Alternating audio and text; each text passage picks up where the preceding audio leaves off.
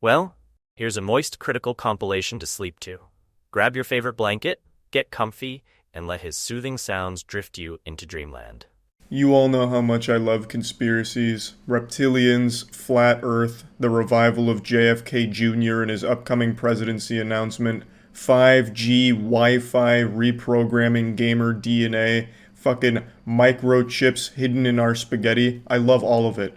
But what if I told you there's a new and growing conspiracy that makes all of these look rational? I'm talking about the secret space program.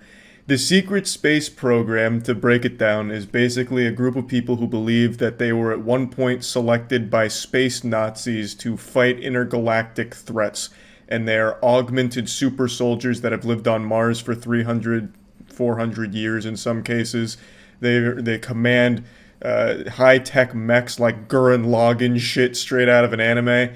And it's people who genuinely believe this. They have their own seminars, the meet and greets, they have their own community. I was recently made aware of this thanks to a YouTuber named Oki's Weird Stories, a fantastic channel, and a lot of work went into a video he produced where he talked about and infiltrated this conspiracy group. It's truly amazing. We watched it on stream, and I'll play clips of that now.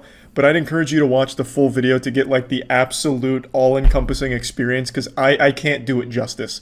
There is so many layers to this onion, not even Shrek could get to the bottom. It's fucking amazing.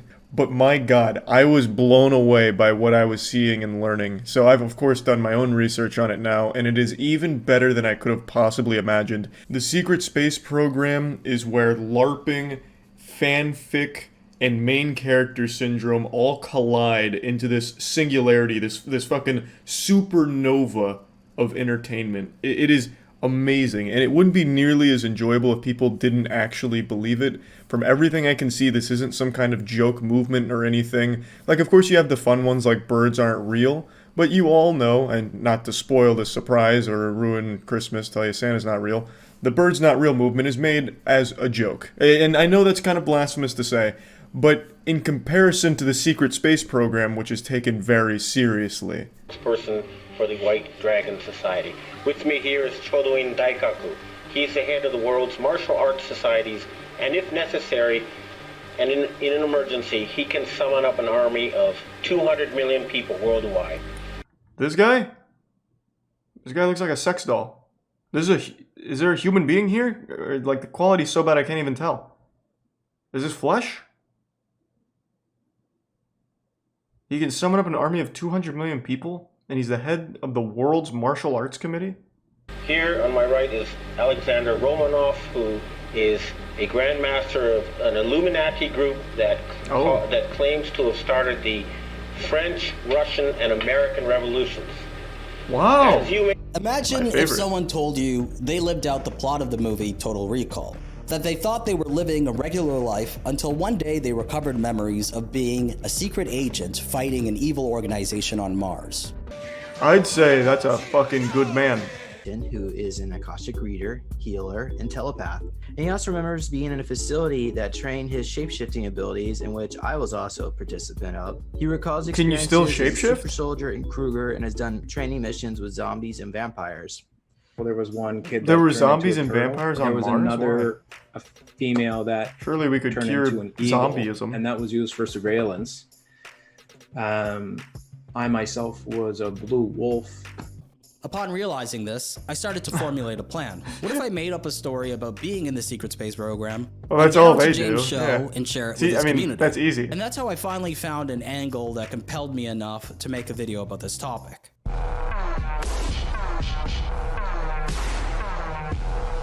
You don't join the SSP, swine. So if my You goal were still sounds too chosen. vague to you, I set up a criteria for 2. Get onto a major platform Well, within just the say you're part of the community Blue as a Wolf whistleblower and share my shape-shifting crew. experience. I developed Easy. this criteria after thinking what's required to become an SSP whistleblower. Before World War II, the Nazis, who were interested in mysticism and alternative views, searched the planet for fantastical powers. They found Maria Orsek, a medium and leader of the Vril Society, who channeled Nordic and Draco reptilians who offered the Nazis the schematics behind anti-gravity technology and UFOs. The Draco reptilians I told always the knew Nazis this was about ancient alien happening technology hidden in Antarctica, and in 1938, the Nazis traveled there. And by 1950, the Nazis were on Mars. The new Schwabenländers didn't want to support Hitler at the end of the war because they considered him. Let me catch up on the lore myself here at base 211. The new Schwabenländers.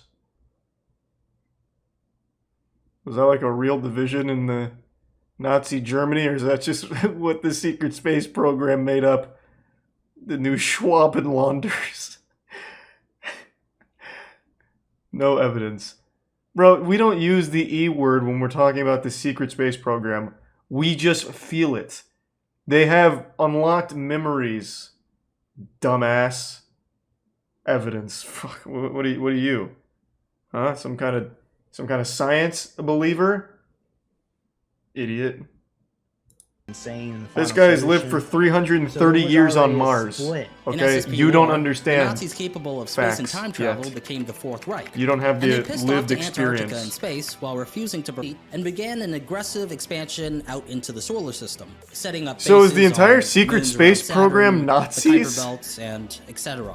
Capable of time travel, the space Germans also traveled back in time to settle on planets around the galaxy. In their own lore, they made themselves Nazis? Why? So they're part of the new Schwabenländers? Alright, give me 1 second. I'm going to go say goodnight to Tiana. And then maybe interrogate her to see if she's part of the secret space program and she's lying to me.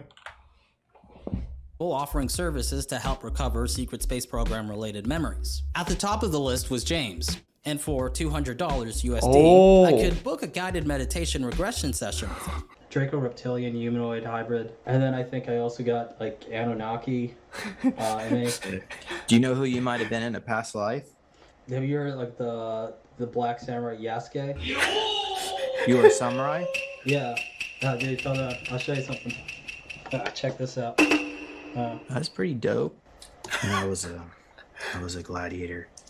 Oh no, that's awesome. Oh wow. The goal here, I want us. You to could get learn a into lot from hyperspace. James. Let's put a gold sheet thought into it. Just imagine what do you think? Imagine would be Oki just behind becomes that a real door? believer. So let's start with that, and tell me what you see. I see Kevin Spacey, or his clone. Paul Serene, he was on the governing council of the ICC. So his clone is Kevin Spacey. We're in a gymnasium. Wait, what? So wait, is that part of SSP lore? Kevin Spacey is like a figurehead in the secret space program? Oh, okay, so Monarch is responsible for human trafficking, sex, mind control, experiments, and chemtrailing. I knew it. Fucking Kevin Spacey was behind it all, that son of a bitch. Evil bastard, thought he got away with it. Didn't expect us to be hot on his trail. Luckily we broke away from Atlantis though, so we cut the connection. But Kevin Spacey himself is a clone of Paul. We're in I think I see. Oh, nice. Thanks for the rubber feed. Mr. Beast. Today, we will be planting 20 million trees. Okay, so they're probably programming him. But he's the guy that doesn't even give away a bunch of free stuff on the videos. Yeah. They must have looked into his future and okay. So a few days later, I traveled to Las Vegas and landed at around What? 12 p.m. after a 4-hour plane ride. Man, he went all in for this video. I'm here. Traveled in fucking Las Vegas 5,000 miles for a cosmic 45-minute consciousness, interview. Disclosure, 5D events. This is going to be an exercise in patience for me. No, this is going to be an eye-opening experience for everyone. We're all going to leave here thinking we're super soldiers from space. The golden nugget. And experience this up on the starship. Is I've he the been only there one several here? times. I spoke with the commander, the Arcturian commander, who I am connected to. That's how we connect?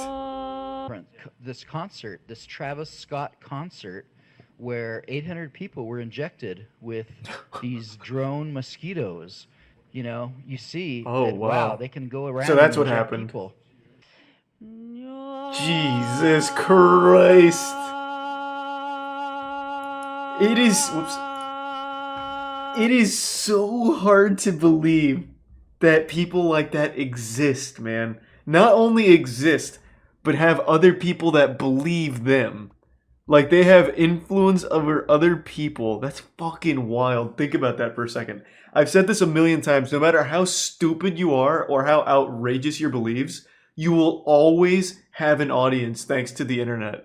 You will always find people that agree with you, support you, worship you, or just at the very least provide camaraderie in a positive echo chamber because you are connected to everyone at all times through Twitter and Facebook. So that guy who thinks at the Travis Scott concert 800 people were injected with, what was it? Some super space mosquitoes or whatever. He's got 100 other people in his Facebook group that all think the same thing. Wild. We get to go to How to Become a Jedi Warrior. I'm excited about that one. That should be productive. Unfortunately, when we showed up to the How to Become a Jedi Warrior workshop, no one was there, not even the speaker, so it was canceled. We just got in here, we have no idea. Oh man, what the fuck? Well, they're too busy having sex, I bet. Just gave up. On Mars. Quantum spoon bending, parentheses, bring your own spoons, close parentheses. And the quantum spoon bending lesson was underwhelming since, instead of learning how to bend a spoon with our minds, we were instructed to physically do it with both hands.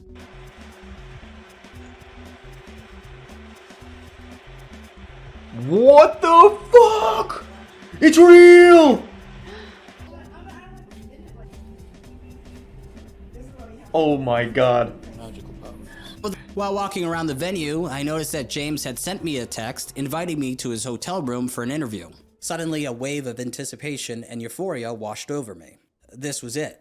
Finally, after several months, he ends up getting like Harvey Weinsteined by James. I ran back to the workshop room, found Night Docs, filmed the interview, and to get to Jay's hotel room as soon as possible. Night Docs, go with him. Keep him safe. Therefore, being late oh was my not god. enough. Night Docs, who was behind me, was still trying to attach the super his soldier's camera to unpredictable, gimbal, which would not fit.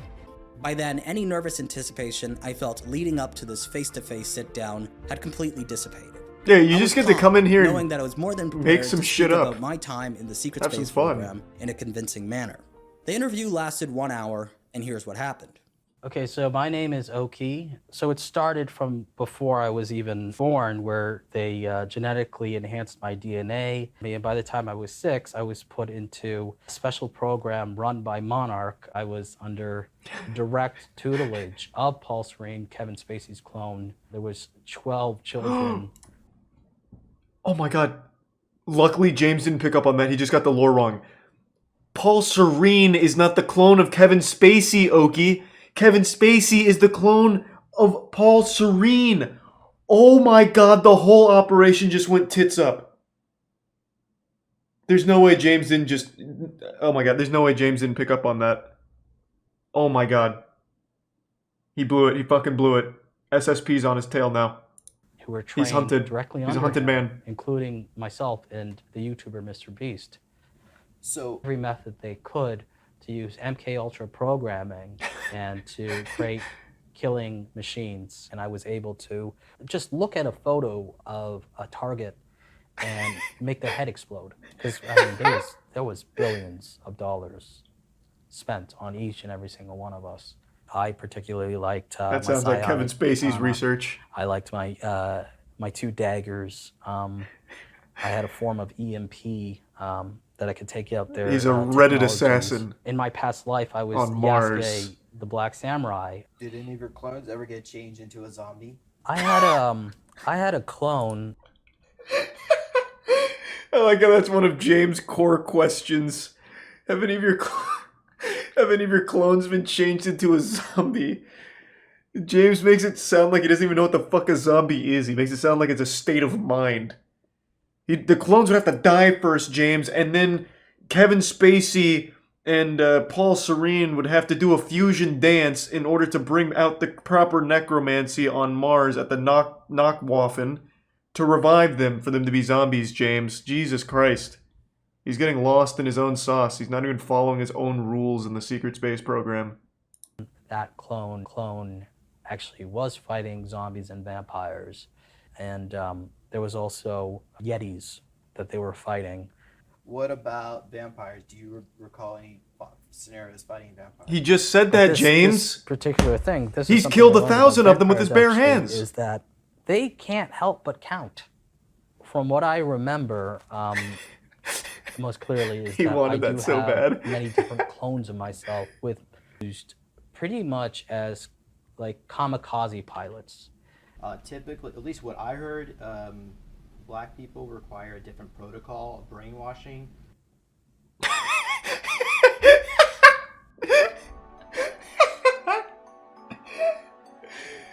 Time flew by, and I was struck by the effortlessness of the super soldier is many things, but a coward he is not. He will ask the hard-hitting questions. He will go where no other space program super soldiers will. Story which I crafted. I spoke for 1 hour. He actually with ease fucking and said told my that. story so coherently. I was playing a role, and even though I created the role, while I was performing it, it was like a switch in my brain went off, and everything I said felt real. That's At that moment, I 100% managed to true. delude That's how it myself and works. Speak matter-of-factly about That's being why these trained communities by Kevin exist. Spacey's clone, along with Mr. Beast. Whistleblower testimony that they've heard on James's channel so far, and one person even said that they cried the whole way through the video. So that's that. Oh my god. Hold on, I want to read that. I'm so sorry you had to do that. Thank you for your bravery. Oh man. God, like, to a certain extent, I feel bad for them. Not in particular the secret space program, like them too, but in general, people that truly believe these things, like wholeheartedly separate themselves from reality to exist in this new made-up world. It is sad to a certain level. God, that was amazing. This is criminally underrated for the work that went into this. Dude flew out from Canada to Las Vegas to a secret space program meeting in order to have an interview with the #1 figure in secret space program super soldier lore. The 330-year-old ass-beating, ass-eating super Goliath James. Madam Web is a movie a lot of people wrote off pretty quickly. The trailers are abominable. Let's not, beat around the bush here. And the press tour that Dakota Johnson went on, who was the lead for this film, was a real head-scratcher because she just openly seemed to despise the film with the way she talked about it. One of her interviews, she's like, yeah, I don't even know if the movie's good. And spoiler alert, turns out it wasn't. So maybe she really can see the future because she knew this one was a super stinker. This movie is a straight-up clunker. And this film was produced by some of the best in the business, Matt Sazama and Burke Sharpless. Those might not be household names, but I promise you're familiar with their work. Their resume is nothing but heaters. Dracula Untold, Last Witch Hunter, Gods of Egypt, Power Rangers, Morbius, and Madam Web. They are, without any exaggeration, undoubtedly the Kobe Bryant and Shaq of producing dog shit movies. They only write horrible garbage, and somehow they keep getting worse. Now, I wouldn't say this film is worse than Morbius, but I would say it's just as bad. It's not better, it is just exactly the same as Morbius in terms of how dog shitty it is. So it's really impressive that throughout this decade of Matt Sazama and Burke Sharpless working in Hollywood, they have somehow found a way to start awful and find new ways of getting worse at it, and then accidentally making the Power Rangers movie that was at least pretty decent. I didn't hate that one. But everything else, everyone hates for the most part. But anyway, with that out of the way, let's talk about Madam Web here. So, I'm not clairvoyant, but I think everyone's going to dislike this one because there's almost nothing to like about it. The actors and actresses in here, they really don't seem to try very hard at all, save for a couple of scenes, which I think probably were some of the first scenes that were shot when the script was different. As I understand it, this script went through a lot of changes from when Dakota signed on to what eventually got puked out onto the big screen here. So I think some of the good scenes where like the performances are actually giving a shit about what's going on were probably from the original shoots before everything got cattywampus and ruined somewhere along this messy journey. But for the most part, you're not even really watching superheroes versus supervillains. You're watching zombies kind of just speak at each other occasionally. It's like you're watching performances from people that are sleepwalking through their lines. There's really no true effort. And it's clear from the very beginning of this film, I wrote notes in the beginning because I couldn't believe what I was watching, and then at some point I got hypnotized and stopped writing notes, and then at the very end, after everything had happened, the dust started to settle as it was like wrapping itself up in the last 2 minutes, I just instantly fell asleep. Like, I didn't even feel myself getting tired. My eyes just closed, and I was out for like 3 minutes until Aaron, who went with me, was like, Charlie, you're sleeping. I was like, oh my god. I didn't even know. Like, my body shut down from like how confused I was that this movie even got made in the state that it's in. But anyway, very opening. This is in the trailer, that meme. He was with my mother when she was studying spiders right before she died or whatever. That line's not in there just like that, but it is in there in the same essence, just broken up. So from the very beginning, that bad guy Ezekiel's line is, I agreed to be your bodyguard because I thought you were close to finding the spider that can give us the superpowers if we can use its abilities. And I think I was paraphrasing because that was a few lines. She interrupted him at some point. But his first line is, I agreed to be your bodyguard because you told me you were close to finding the spider that's going to give us superpowers or something to that effect. And she's like, it's a very elusive spider because it's so powerful and gives all of these superpowers. Like, there's no dialogue in this movie that would ever be something a single human being would say to another in the real world. It is baffling that anyone signed off on it. Because these aren't characters, they're just plot point vessels and nothing else. No character here has any personality whatsoever, especially not the 3 spider women that Madam Web is protecting. They don't get any fleshing out whatsoever. They're basically just 3 characters that need to be saved just because, and that's it. There's no real reason for it. And Madam Web is a very interesting case study here because she's a paramedic. Thus, her whole career is saving people, yet when it comes to saving these 3 spider women, she tries her best to just dump them off onto their parents, which is basically just a death sentence because they're being hunted by evil spider guy. So, like, I don't know what she thought would happen there, like the parents just hit spider guy with a frying pan to defeat him or something, but she does not want any part of this responsibility at all, even though her career is fucking saving people. She wants nothing to do with actually saving them and reluctantly does so. But I'm jumping all around now, too. I'm so scatterbrained with how bafflingly bad this movie was.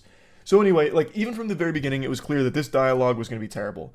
But it somehow finds a way to get even worse than you'd ever expect it to be. But anyway, so after the mother finds the spider, she takes it to the camp and Ezekiel betrays her. He shoots 2 of the people. The mom goes, oh, jeepers, creepers, zoinks. What are you doing? And she says, I don't understand why.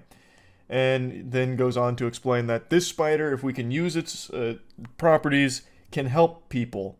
And that's when Ezekiel, the main bad guy, gets his only amount of, even an iota of an attempt to give him a background story or any motivation or whatever at all. He says, not interested in helping people because no one helped me and my family when we were starving. And then he shoots her. That's all we ever get about him as a character. After that, he becomes bent on just killing the 3 spider women because he can't stop having nightmares about them killing him as like a prophecy that's going to happen in the future. We get nothing else about that guy at all. He is actually just cartoonishly evil beyond that. Nothing else. And he also fucking sucks at being a supervillain because he has like these superhuman abilities, but all he does is walk menacingly and crawl on the walls sometimes, and that's it. He at no point ever really seemed like a threat at all. Even for a second. There wasn't a single scene where I was like, oh shit, he's here. This is gonna be a tough one. Also, he can like poison people by like holding onto them, like gripping them tight. But other than his cheese touch and like the ability to crawl on walls, he doesn't really do much else as a supervillain, except whine. But anyway, I actually pretty much summed up the entire narrative here. The only thing I left out is how Cassie was born. So after the mother gets shot, it turns out she was pregnant, and the locals that were using the spider's venom for superpowers picked up the mother and then delivered the baby for her after letting a spider bite her, which of course gave Cassie powers, which didn't awaken until that accident that is now in the iconic viral clip that's gone around where as a paramedic, she tries to save somebody and then the car ends up hitting the water and she bumps her head and now she can see the future, kinda.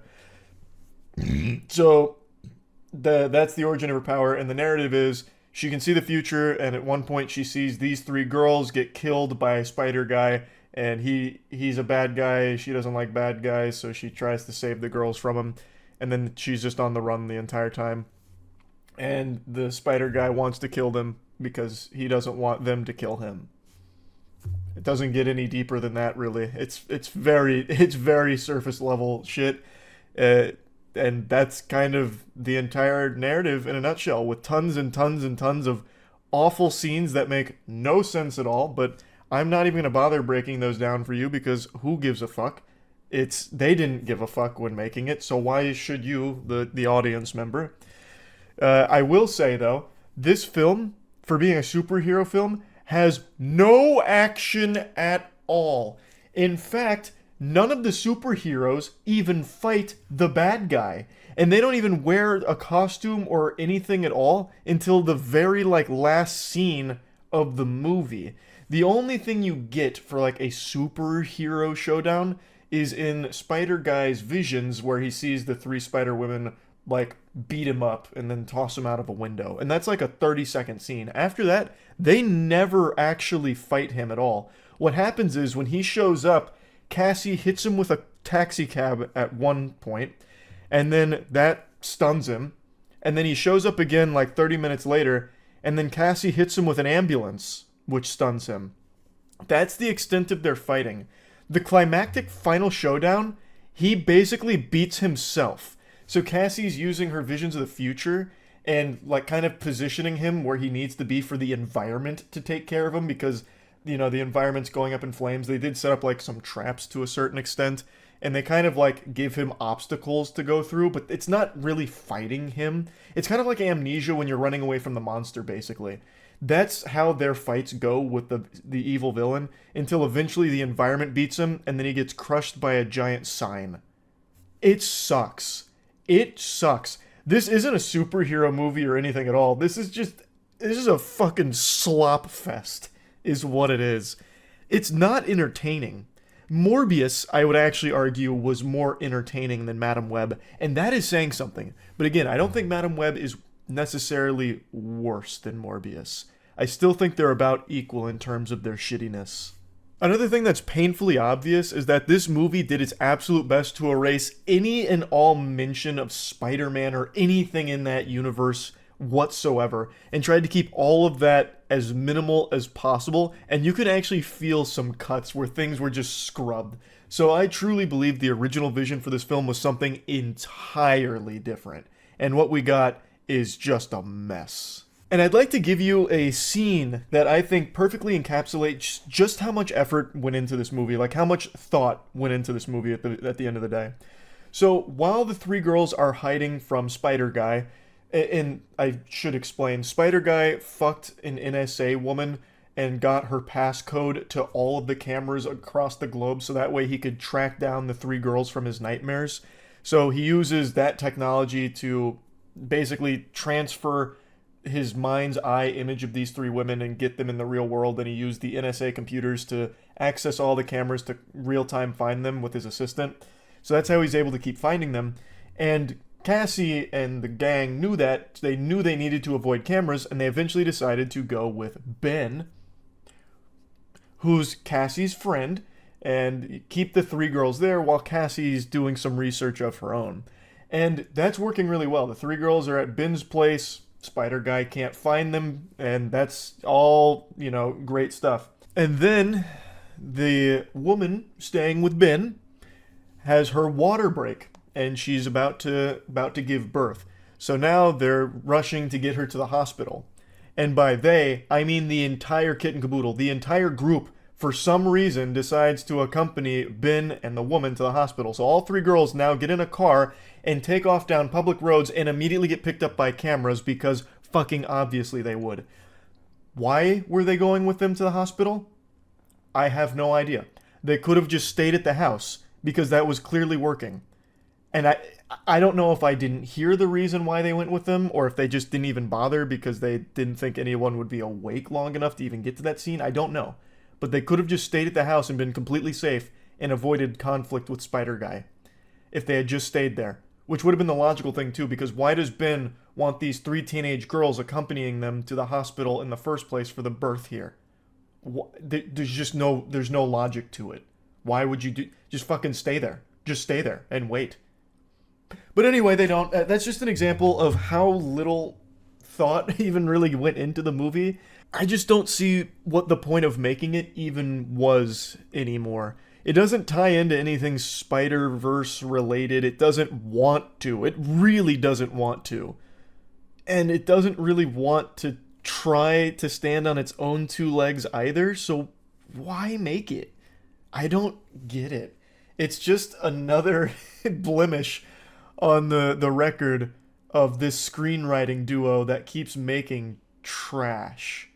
I like, after seeing it, I'm just kind of at a loss for words for what they expected the response to this one to be, because I really can't imagine anyone sitting down and enjoying it. The biggest sin this movie commits is that it's boring.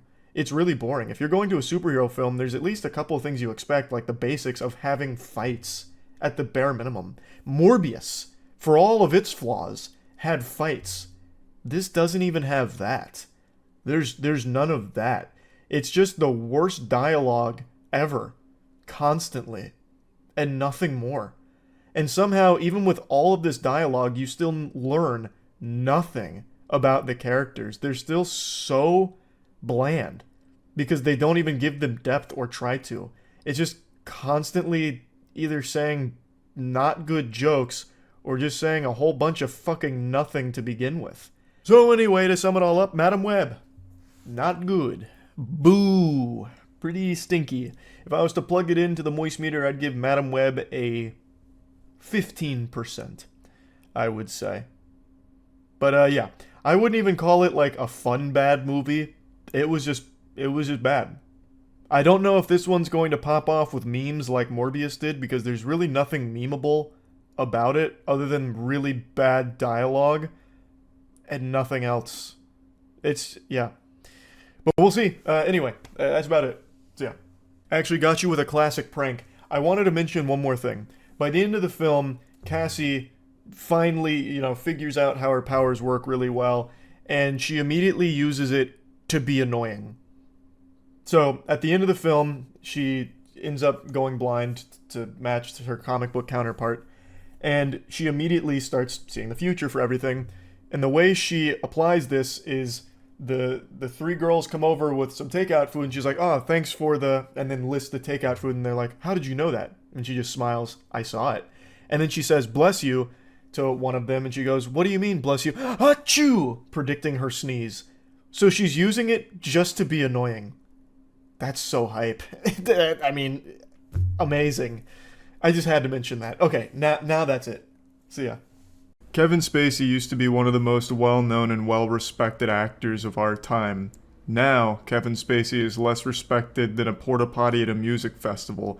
After many accounts of potential sexual misconduct came out, Kevin Spacey was pretty much kicked out of Hollywood altogether and only served to make weird YouTube videos where he was making like idle threats saying he would kill his enemies with kindness or some shit like that, which was especially odd considering 3 of Kevin Spacey's accusers have died over the last couple of years. Now, I don't think that this is some type of grand conspiracy that Kevin Spacey is having his accusers executed or anything like that. I'm just saying, talking about Kevin Spacey is a lot like mentioning Voldemort. There's a little fear behind it because of this shit. But anyway, the reason I'm talking about Kevin Spacey today is because he's getting back into acting. That's right, he's got a new movie on the horizon, and it looks like a banger. Trailer just dropped, so I wanted to just check it out with all of you. The movie's called Peter 5'8", and the marketing tagline for the film is "The guilty always pay the price." That is remarkably fitting, considering Kevin Spacey just got charged with 4 counts of sexual assault. Never before has a marketing tagline been this accurate. And that's how I took on rectifying a life that had gone to the dogs. I found her. She's here. Yeah, so the whole trailer feels like B-movie indie porno from 2004. And Kevin Spacey in the trailer seems like he's a fucking android that's been poorly programmed to act. It's as if someone deep-faked Kevin Spacey onto a different actor's body. He used to be an incredible actor, but I guess the 5 years since all of his accusations come out, he's got a bit rusty, because he's delivering his lines with the same enthusiasm as someone overdosing on ketamine. I'm actually in the market for a house of my own in the region. What can you tell me about Sam, lives over there? Let's you and I have a couple of drinks. If I'm being honest, this trailer feels oddly nostalgic, like an old VHS tape I would have found outside of Blockbuster back when I was a kid, because whoever rented it just decided against it at the last second, just dropped it on the curb. It is ticking all the boxes for a generic, throwaway, dog-shitty movie. And for some reason, Kevin Spacey has attached his name to it because I'm guessing he's run out of money. Upside down. Turn that fucking town upside down. That's gotta be one of the most powerful movie lines of all time. That shit is iconic, an instant classic. This will be the new I Am Your Father, or like Tears Lost in the Rain. Absolute genius. I don't know who wrote this, but they could very well be the new George R.R. Martin. This was a masterpiece. I wish the trailer was longer so I could hear more lines from them. I bet it got even goofier. Mary had a little lamb until I shot it. Peter, there's a terrorist in the McDonald's bathroom. Why don't you give him a quarter pounder with a side of pain? Hold the quarter pounder. Just give him the pain. Peter, preliminary reports show that this town is behind on their taxes. It's time to collect. With death. Sometimes life is cock and ball torture, but without the cock and balls. Santa Claus isn't coming this year, is he, Peter? It's you that's coming right now to the town, and the only presents you're bringing are bullets. Reports show that 80% of this town are atheists, Peter. Why not give them something to believe in? Lead. I could go on and on and on with awesome fucking action movie lines, but those would be the only ones I give away for free. Anyway, this movie looks like cheeks. It does not look good, and Kevin Spacey should not be acting anymore. I think it's actually shameful that they allowed him to be a part of this project here, this student film level production. He'll just be diddling the staff in between lunch breaks while filming. But yeah, anyway, I just wanted to at least share a couple of clips of the trailer with all of you and let you know that Kevin Spacey's back. Kind of. And it's a real not good looking movie he's in. That's about it. So yeah. When it comes to Twitter, I'll usually read a tweet, get a frown on my face, and then forget about it 2 or 3 minutes later because Twitter is just a constant stream of the dumbest shit all the time. It's just an actual cesspool of diarrhea constantly flowing through it. But occasionally there are tweets that just stick with me. And there's one that's just been living rent-free in my ass for the last 2 weeks. And I just want to talk about it today. It comes from Seth Rogen. I'm sure you already know what tweets I'm about to mention because I'm super late to this one, but I don't care. Just like puking while having a bad hangover, I've got to get it out of my system to feel better. So our story starts just like every other fairy tale, with a robbery in LA. Casey Neistat makes a tweet. So our cars got robbed this morning because Los Angeles is a crime-riddled third world shithole of a city. But tremendous appreciation and gratitude to the hardworking officers at the LAPD West LA, who not only arrested the motherfucker, but they got all our stolen goods back. That's about all there is to it. That's all she wrote right there. This fairy tale has a happy ending. Shrek gets the girl, case closed. Like, there's really not a whole lot to really dissect here, and you wouldn't expect this to be a controversial thing to say. His car got broken into, people got arrested, and they got their stuff back. I mean, that's a complete adventure right there. Like, the only people that could really be offended about a tweet like that would be the people that got arrested. Like, if they're on Twitter on their phone in jail, like, hey, fuck you, buddy. I would have got away with it, too, if it wasn't for that meddling dog. But then out of nowhere, from the top turnbuckle, comes Seth Rogen making a surprise appearance at WrestleMania on Twitter. I guess he's like the head of tourism for LA, because he got mad that he called LA a shithole of a city. That's what he took issue with. So Seth Rogen replies, "Dude, I've lived here for over 20 years. You're nuts, haha." Actually, I'll do the Seth Rogen laugh. Yeah. It's lovely here. Don't leave anything valuable in it. It's called living in a big city. Bro, just don't get your car broken into. It's that easy. It's called living in a big city. You should expect your shit to be constantly violated because you're living in a big city. Don't leave anything valuable in your car because you're gonna lose it. Duh. Dummy. Fucking idiot. This is your fault now. You're the one that is to blame for this. You don't want your valuables stolen? Don't leave them in the car in LA. LA is wonderful, but just expect all your shit to get broken into, so plan accordingly by keeping less valuable stuff in your car. Love LA. It's great. It's such a stupid thing to come in and say out of nowhere. Even Casey Neistat, who plays nice with everyone, is taken aback by it. He's like, what the fuck is this? It's so outrageously stupid.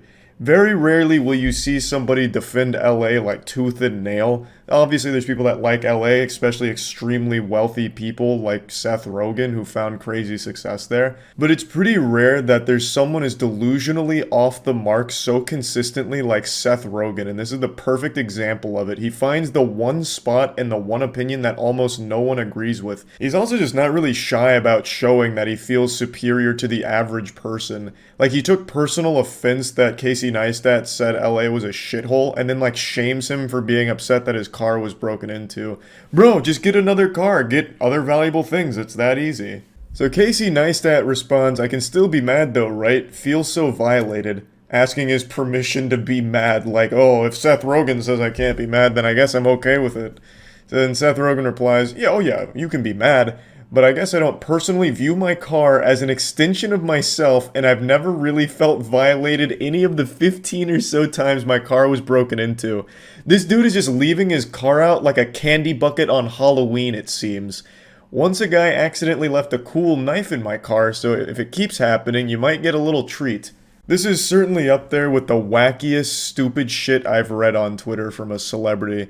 It's baffling that not only did his brain come up with this as a tweet, but it passed the filters that his brain has to post it. He's like, yep, this looks good. And he hit tweet, and it's still not deleted. And I'm glad it's not. I'm glad that he's just going to stick to his guns and leave this shit up. This is something that I feel is going to haunt him forever, because he is still getting clowned on to this day for this tweet. It's been 2 weeks now, and I don't think it'll stop anytime soon, because it is just that outrageously stupid. Because Seth Rogen doesn't view his car as an extension of himself, he's totally fine with people using it like a fucking fleshlight. They just treat his cars like a cum dumpster, and they dive right in, and Seth Rogen gives them a nice thumbs up, I suppose. And I'm assuming that extends to everything in Seth Rogen's life. As a lot of people have also pointed out, how does Seth Rogen feel about, like, his house? Is that an extension of himself? Because if not, why not just have a bunch of people go into your house, Seth, and take all your shit? Just let everyone have a field day. If your car's not an extension of yourself, your house, your property, it's not either. So I'm assuming he's just going to open his doors and let people come take all of his valuable possessions and high-five them on the way out, baby. I also love how he's defending LA by mentioning his car's been broken into 15 times in the time that he's lived there. That doesn't make people excited about LA, Seth, you fucking psychopath. Not everyone can afford to replace all their valuables after their car's been broken into 15 times, you goofball. And I also love that he closes it off by saying that one of them even left a knife in his car as a little treat, a tip. To me, that sounds like either a threat or they're trying to frame you for a crime.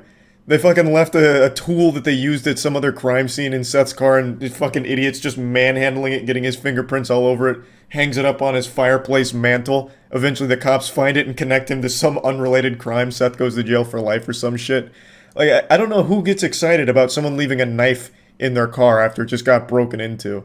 Like, it's just, the delusion here is unbelievable. So the conversation starts to fizzle out here, but it continues. Casey Neistat says, I didn't get any treats, he just took the decorations for my daughter's 7th birthday party and left bloody handprints. Yeah, obviously he's not going to get any treats. It's not like the Tooth Fairy broke into his car and left him some money for what they took. Like, it was a robbery. I don't know how Seth can possibly justify it by saying just let your car keep getting stolen and eventually you'll get a knife. Like, it's fucking silly. And then he says, serious question, how did you get your car broken into 15 times? Which is a great question, because you really have to go out of your way to get it broken into that many times, I feel. Seth says, I lived in West Hollywood for 20 years and parked on the street. Also, it sucks your shit was stolen, but LA is not some shithole city. As far as big cities go, it has a lot going for it. Yeah, especially if you're a burglar who knows what kind of car Seth Rogen drives, because apparently you can just go in there and take all that shit with no consequence, because Seth doesn't give a fuck. His car's getting broken into almost once a year at this rate. This is where the interaction stops, and you just have to wonder, what was Seth Rogen thinking? Like, who did he think this appealed to besides, like, the extremely rich Hollywood elites? Like, there's no normal person that's gonna read that and be like, wow, how noble of Seth, just giving away his shit like that and accepting that beautiful knife.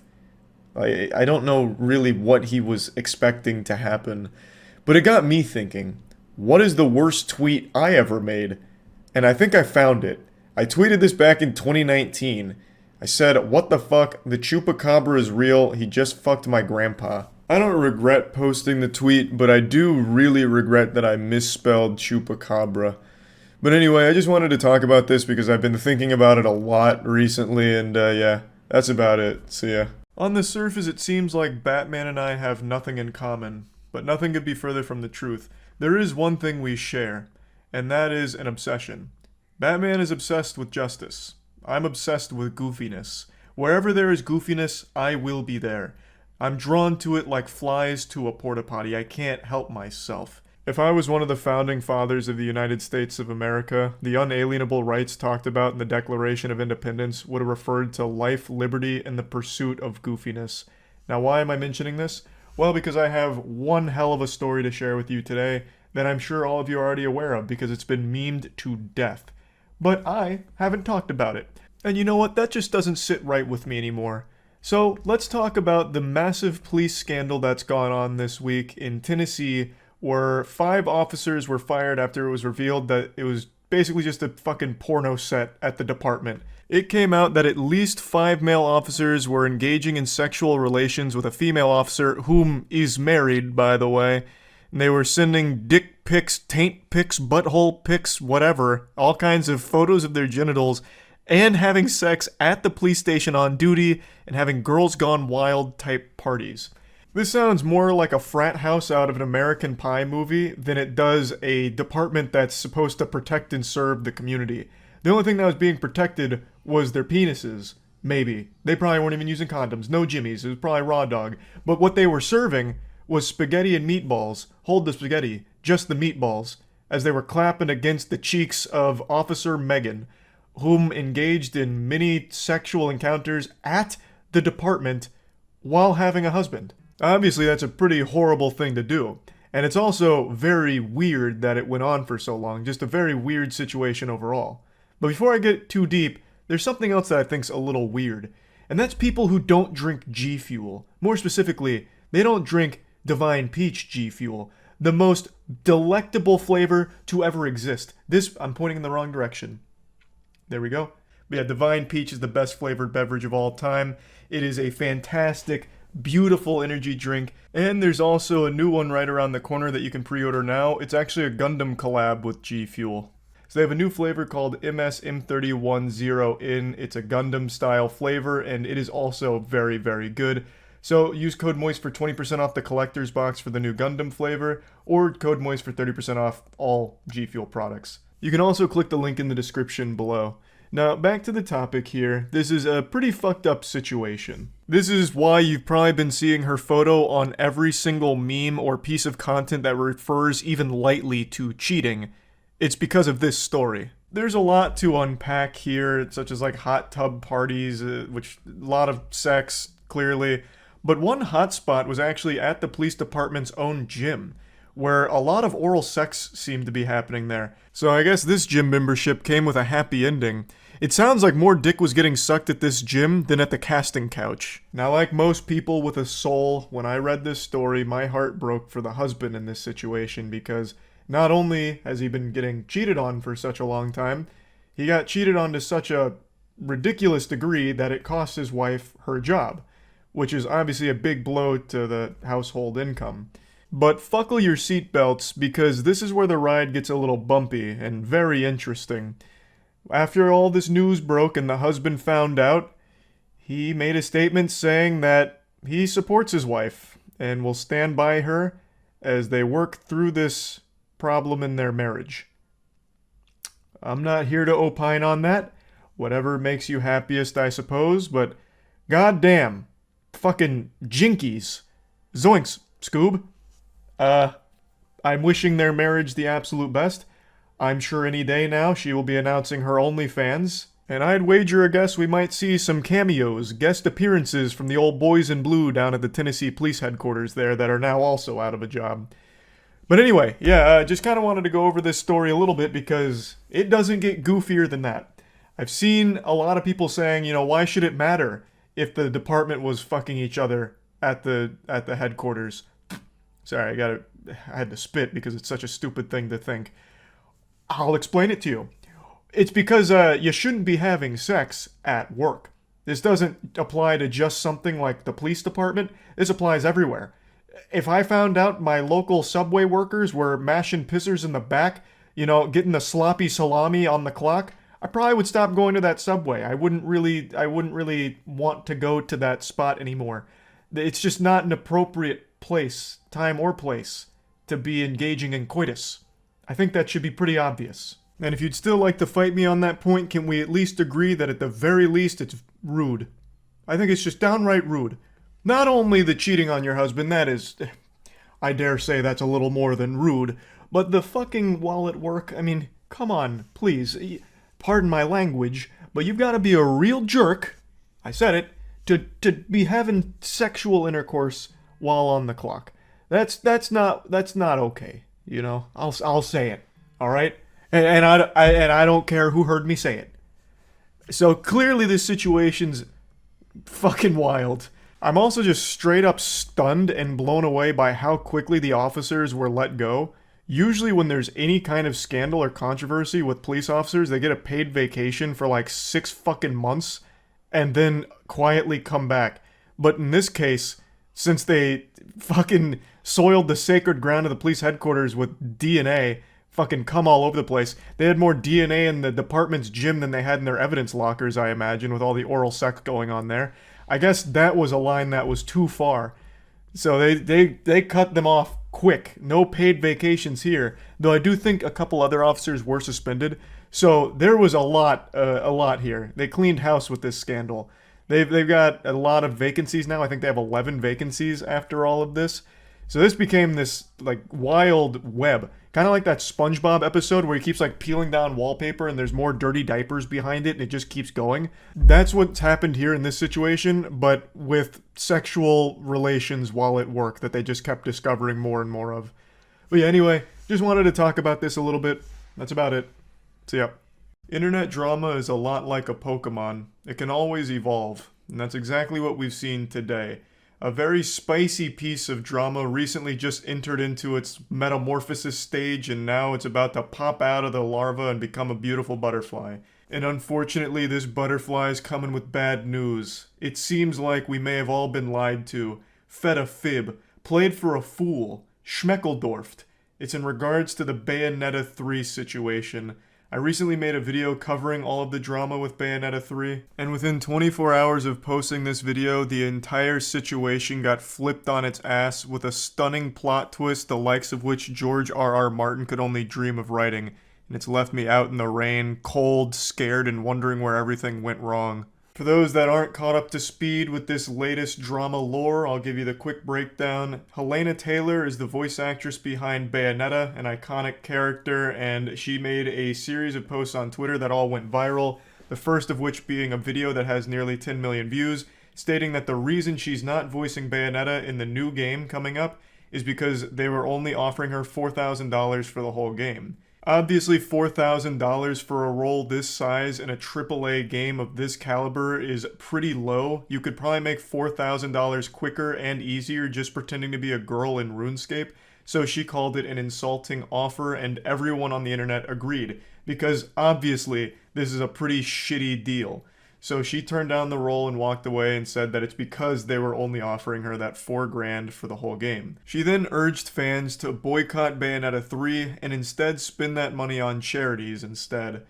Now, Nintendo does what Nintendo does best. They ignored this whole situation. I think they're still trying to figure out how email works, so they probably never even saw this to begin with. But Platinum Games lead Hideki Kamiya did at least become aware of this situation by making that post saying, You know, it's sad about the untruth out there and beware of my rules. The tweet reads like a monologue from a villain after they've been caught in Scooby-Doo, but the beware of my rules that he caps locked in there refers to his rule of if you speak English, you get blocked. For many years now, Kamiya has been well known to block anyone that speaks English at him. His fucking block list is longer than the Yellow Page phone book.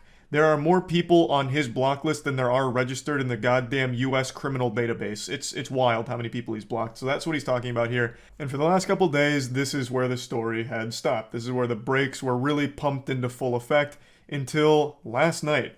A Bloomberg article came out that really absolutely changed the entire situation here. Bloomberg, more like Boomberg, because this shit was a bomb. The report comes from two people who were familiar with the negotiations, and the documentation was reviewed by Bloomberg and confirmed to be genuine. So according to them, Platinum Games really wanted to get Helena Taylor back in voicing Bayonetta. According to the documents, they didn't offer her $4,000 for the entire game.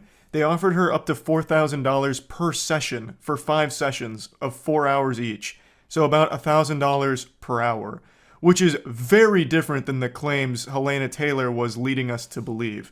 So in response to the initial offer here of the $4,000 per session, Taylor allegedly asked for a 6-figure sum as well as residuals on the game, which Platinum declined, and then after those negotiations fell through, she walked away and they took auditions for a new voice actress for Bayonetta.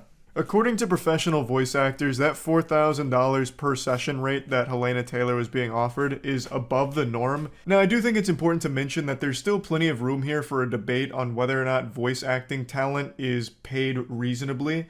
As I understand it, it's actually been a long-running thing for a while that voice actors get fucked in the face when it comes to what they're paid for their work, at least in comparison to other mediums, and I didn't realize how big this problem was. Even just recently, the Jujutsu Kaisen 0 dub actors came out and revealed that they were only getting paid $150 each for their roles. And these were huge roles. Like, that is outrageous. And I've seen plenty of actual fucking stupid brain takes from Twitter assholes who love to take their pants off and wiggle their little wiener around saying, voice acting's so easy, they shouldn't even be paid at all. They're paid in exposure more than anything. They should be grateful to even be in the game to begin with. It's an honor. I don't know why they're even asking for pay. $1,000 is too much for how easy the job is. And I think it's pretty clear how dumb that shit is. Voice acting is a legitimate talent that takes years to perfect, and it's a very important part of media, especially games. If you have shitty voice acting, the character is going to become a laughable joke and the narrative is going to fall flat on its face. We've seen it a million times before, and we'll see it a million more into the future. Voice acting is integral to these stories.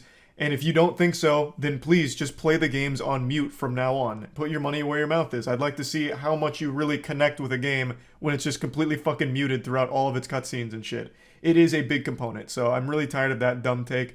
But Helena Taylor here, if all of this is true, which it seems like it is the worst person to try and spark this kind of debate because she's just completely framed this wrongly by lying and manipulating everyone. She also did respond with an email saying that it's all an absolute lie and said Platinum was trying to save their ass and the game. She said she stood by everything she said in the video. I would like to put this whole bloody franchise behind me, quite frankly. Get on with my life in theater, she wrote. So this is an absolute dog shit response from Helena Taylor here.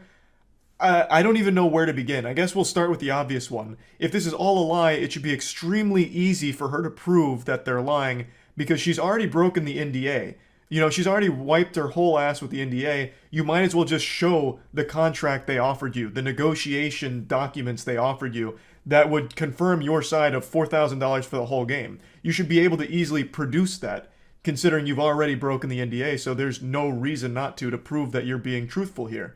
This should be an easy slam dunk if this is all a lie. But then she goes on to say that she wants to put this entire bloody franchise behind her and move on. You started this. You were the instigator. What do you mean? It's not like this just came out of nowhere and threw you into this whirlwind of chaos. You were the one that came here and made this whole hoopla. So I really don't understand why she's trying to portray herself as the victim here now. Like, in the first place, she was viewed as a victim of a very shitty negotiation on behalf of Platinum Games and Nintendo. But now, after this information comes forward, her response should be, this is a lie and here's my proof, as opposed to, it's a lie and I just want to move on. I just want to wash my hands of this. This is, now they're being childish. Now they're playing dirty in the pig pen and I just won't have any of that. I'm moving on. Like, that's not how you do this. You've ruined your own career now. If all of this from their side is the accurate one, your entire career as a voice actress is kaput. You've completely lied about what happened here and fabricated the story and even called on a boycott of the property, trying to directly hurt them financially off of a completely manufactured story. Again, this isn't directly from Platinum Games nor Nintendo, so I still think it should be taken with a grain of salt. But the fact that this came from two people in the negotiations with Helena Taylor, as well as confirmed by Bloomberg, as well as corroborated by a few other sources inside the industry, it's very strong evidence here against Helena Taylor's claims. I'd like to believe that Helena Taylor didn't lie about this whole thing and is going to come out of nowhere with this ace card like Yugi Moto pulling out the Dark Magician at the last second, but I'm very skeptical now because of this email that was released in the report as well. But we'll have to wait and see. If she lied about all of this, I think that is beyond scummy. What a fucked up, messy situation. I really don't even understand what the end goal would have been for her in this case. All it's done is ruin her career as a voice actress, as well as maybe even just in theater to begin with, because if anyone looks up Helena Taylor now, they're going to find this massive scandal, if it's proven that she lied about all of it. So this was legitimately just a career ender. She just checkmated her whole acting livelihood. And I just don't even understand why. If, of course, it all is confirmed. So anyway, I just wanted to talk about it because this was kind of a wild development, and that's about it. So yeah. What makes you mad more than anything in the world? What gets under your skin and just ticks you off? I know that this is an iconic question once posed by the great Ned Schneebly in School of Rock, but it applies to what I want to talk about today, because for one unhinged psychopath, the answer to this question was so baffling he ends up throwing his life away for something extremely insignificant. We've all got mad at small things, right? Trivial shit that doesn't matter, whether it's, getting killed in a video game that you think is the result of lag, or maybe someone gives you some goofy eyeballs and you don't like the way they look at you and it makes you feel a little uneasy and it makes you upset perhaps. We've all got mad at something mundane. But one man in Oregon just got so upset that a parade forced him to go on a bit of a detour that he decided to fucking bulldoze through the blockade and then drive through the parade, nearly hitting people, including children, and will now likely spend the rest of his life behind bars, rightfully so. This is an individual with a severe case of stick-it-to-the-man-neosis. He fucking lost his mind and filmed himself doing it the entire time, by the way, all because of a slight detour for a parade. Now, there was one intellectual in chat last night that for some reason his comment was so stupid that it's sticking with me and just marinating in my brain about this story. He said, "Why is he getting punished? No one got hurt." Brother, let me sit you down in the stupid chair real quick. You can't bulldoze through a blockade, and keep in mind, I haven't shown you the video yet, but I will in a second. There is a scene, like straight out of an old 90s action film, where he like ramps his car up on two fucking wheels in order to squeeze through the blockade more efficiently and blast through the parade. You can't do that because you're endangering all the lives around you. I can't believe that even needs explaining in any capacity at all. It blows my mind that I even need to tell you why that's bad. Especially when we've already seen a couple times in the past someone using their vehicle as a weapon during parades where they hit and kill people. Even if his goal wasn't the attempted murder of people at the parade, he almost hit people, and this easily could have ended up in a situation where he did hit, harm, or even kill people from this reckless action. So just because he narrowly avoided a fatal catastrophe doesn't mean that he shouldn't be punished. He is not fit to be in society. And not only that, I'm gonna go ahead and give away a big spoiler, he's also a fucking pedophile. He has a rap sheet that extends for like most of his life, and a lot of the crimes involve sex crimes with minors apparently. I'll just go ahead and play you the news segment here that we went over on stream. You see the video of the guy driving through the Portland parade? Oh, that was so fucking weird, yeah. He didn't hit anyone, but it was so weird. I didn't see the whole video, but I saw like the first bit. Dashcam footage obtained by NBC affiliate KGW, submitted by prosecutors. Brave showing it. No, he doesn't hit anyone. I don't exactly. They said road rage, but I don't exactly know what it was in particular. But for some reason, he just drives to the parade and then just drives fucking through it. It's crazy. It was unhinged. Frustrated, stuck in traffic due to road closures clearing the way for Portland's Grand Floral Parade. His anger boiling over. They got it all blocked off. The Lloyd Center exit, the Convention Center exit. Wait, so this was all over the road being blocked off for a parade? Holy shit.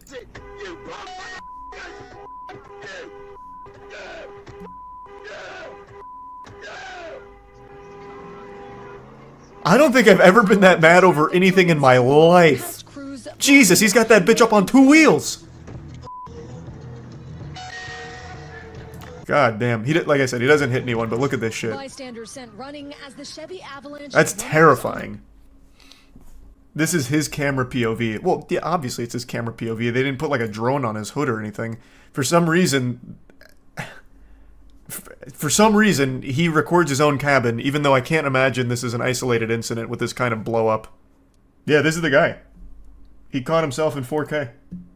Charged with 38 counts, including attempted assault and reckless endangerment. He has pleaded not guilty. Residents in Not guilty, huh? Are we sure? I've been framed. Court documents show Metcham is from Portland and has been in and out of prison and juvenile detention since he was 15 on sex abuse convictions against minors. Whoa. No trial date. So he's a pedophile too. Good lord. What the fuck? For these latest charges. Valerie. All right, Aaron, thank Well you. then. Thanks for watching. What a situation. All that because they blocked off the road for a fucking parade. They should just... Well, I mean, I don't think he's leaving jail again. 38 counts? I mean, shocker. You can't do this. You can't just drive through a parade like that. So I don't think he's going to be leaving jail anytime soon. He was probably late to the Chris Hansen meetup. I really wonder what he was in such a rush for. I am curious. Man heard the elementary school was about to get out and he wanted to go get good seats. I have no idea what he'd be so angry about for having like a slight detour. You would think someone would be careful driving when they have a suspended license. Well, not only that, you'd think he'd be even more cautious having a suspended license and also being a fucking pedophile. Like, the last thing you'd want is for people to know about you. This man just put himself out there in the biggest way possible. The Macy's going back to jail parade. Good one. Suspended license, no insurance, and he's self-recording. The self-recording might actually just be a court order, though, to make sure there's no children in his car. Like, I can't imagine this guy would be self-recording on his own volition. This had to be, like, the government stepping in saying, listen, you can have access to a motor vehicle, but we have to know who's inside your cabin at all times. The gall to plead not guilty, though, when he records himself doing it is incredible. I understand that that's probably just, like, the standard legal strategy, but man, that is very silly. Keep in mind, this is all alleged. Of course, yes. He allegedly drove through the parade while recording himself screaming and running through this entire celebration and then parking his car. It could have been anyone. We don't know yet. It was all AI. That's going to be a real legal defense strategy pretty soon. Your Honor, that's not my client. It's a deep fake. My client can't even make this face. I want to show you a bit from his dash cam perspective here because it's diabolical. He goes over the traffic cones and now he starts speeding up. He's treating this like it's a game of Grand Theft Auto 5, so he pops it up here. He's got his action movie stunt going on. He goes through the bigger blockades and the bigger trucks, and then he gets around to the actual parade. And this is where things get really scary. This is that kind of shit that has you hold your breath when you see the footage, because he is going fast. This man is fucking zooming. He is cruising here, nearly loses control because he, like, hops over the grass there, it seems. And then it almost feels like right here he starts contemplating whether or not to hit people. He then continues to drive through the parade for a lot longer, and there's also like a police officer that tries to get him to stop. He refuses to, and eventually drives out of the parade and away. All of this over having to just be slightly inconvenienced because of a detour due to a parade. It's fucking crazy. There are absolute lunatics out there. It's frightening. Just wanted to talk about it a little bit. That's it. Yep. This video is blowing up on Twitter right now because it is just absurd. It's going to make a lot of people rightfully upset knowing that this is a cop, and he almost executed a man over mistaking the sound of an acorn falling for a gunshot. So in a nutshell, what happened is officers arrived at the scene, they take a person, put them in the back of their vehicle, and as one of the officers walks by him, patrolling like an NPC out of fucking 007 GoldenEye, he hears a noise, and this noise startles him. It's like a dog on 4th of July hearing a firework in the distance. And he panics, freaks out, and does a double combat roll true combo. This man was looking for iframes, and it turns out that sound he heard that he mistook for a gunshot was the sound of an acorn hitting the top of his patrol car. Shots fired! Shots fired! Shots fired! Shots fired!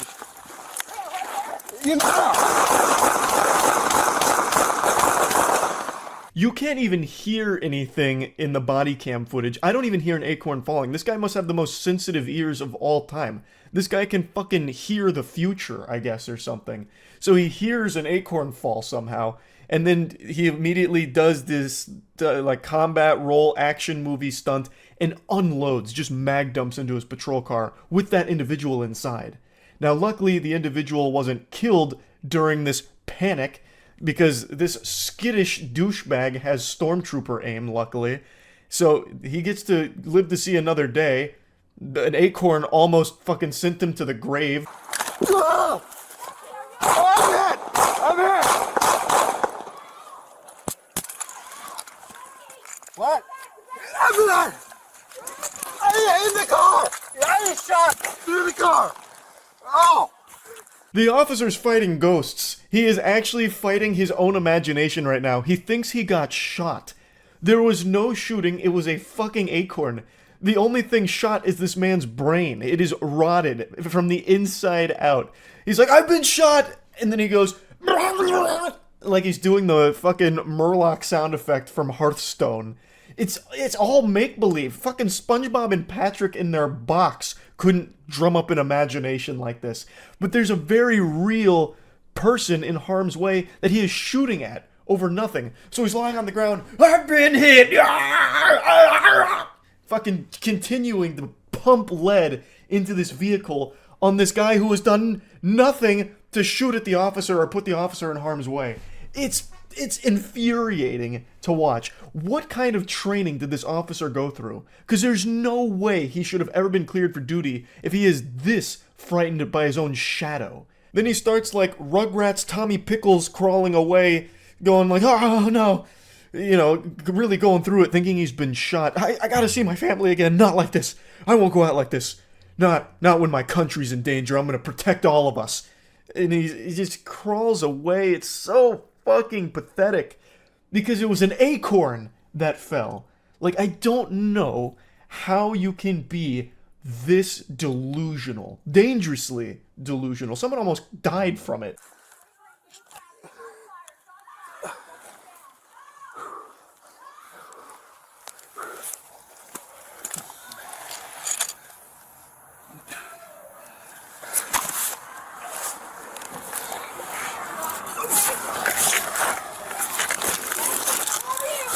I'm good. I feel weird, but I'm good. Yeah, goober, you feel weird because you drank a stupid potion at some point. This man's on the moron juice, thinking that he got shot. All because he heard the sound of an acorn falling. The reason you feel weird is probably because you're experiencing psychosis, is what's going on. Like, I don't like to use the word hero often, but I mean, look at the valor displayed by this individual here, huh? Yeah, this man deserves a Purple Heart, taking a shot in the line of duty and still returning fire. I promise you, my friends, that squirrel that dropped the acorn will never make that mistake again. It'll think twice about dropping acorns in the future. Look at the ramifications here, the consequences of your actions. This man waged war on the squirrels and came up victorious. Fucking champion. A patriot, even. Now, I want to show you this from the other officer's point of view. Unfortunately, you don't get to see a super cool combat roll, but I still want you to see what it looks like from a distance. Actually, before I do that, I want to show you my, stream reaction to it, because I learned about it on stream last night. And I didn't show the shooting on stream, because I didn't know how YouTube would respond to that being on a live stream. But anyway, I still want to put this out there, and then I'll show you the other officer's perspective.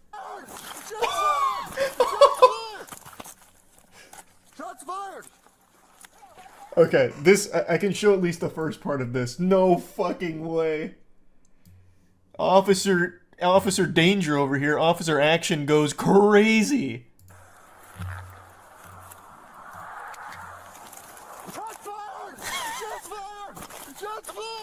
The double combat roll combo. I mean, you don't often see that maneuver. That man was hitting some Dark Souls rolls there. All because he heard an acorn fall on his car. And I couldn't even hear the acorn still. Buffered the second roll. Oh no, no, no. What? In the car! In the car! Oh! I'm good. I feel weird, but I'm good. So... Yeah, I definitely can't pull it up because they start shooting at that car. Luckily, no one gets hurt, but it looks like he thinks he got hit because he hit his knee on the concrete, from what I can tell. And then he just hits us with, the Zoidberg. He goes... Like a fucking, Hearthstone sound effect. He doesn't get shot. They sound like they've never used a gun before. It looks like it, too. But, I mean, you know he's been practicing that combat roll. That shit was textbook. This video was from November. The cop who dodge rolled was fired. Really? That's pretty rare. I guess it was so cringe they're like, shit, we can't keep you around. Absolutely not. So now that you got to see it firsthand, hardcore Henry style, let's go ahead and see what this FPS game looks like from the outside. Let's see what the other officer got to witness. What? Let's go! Where? Right there?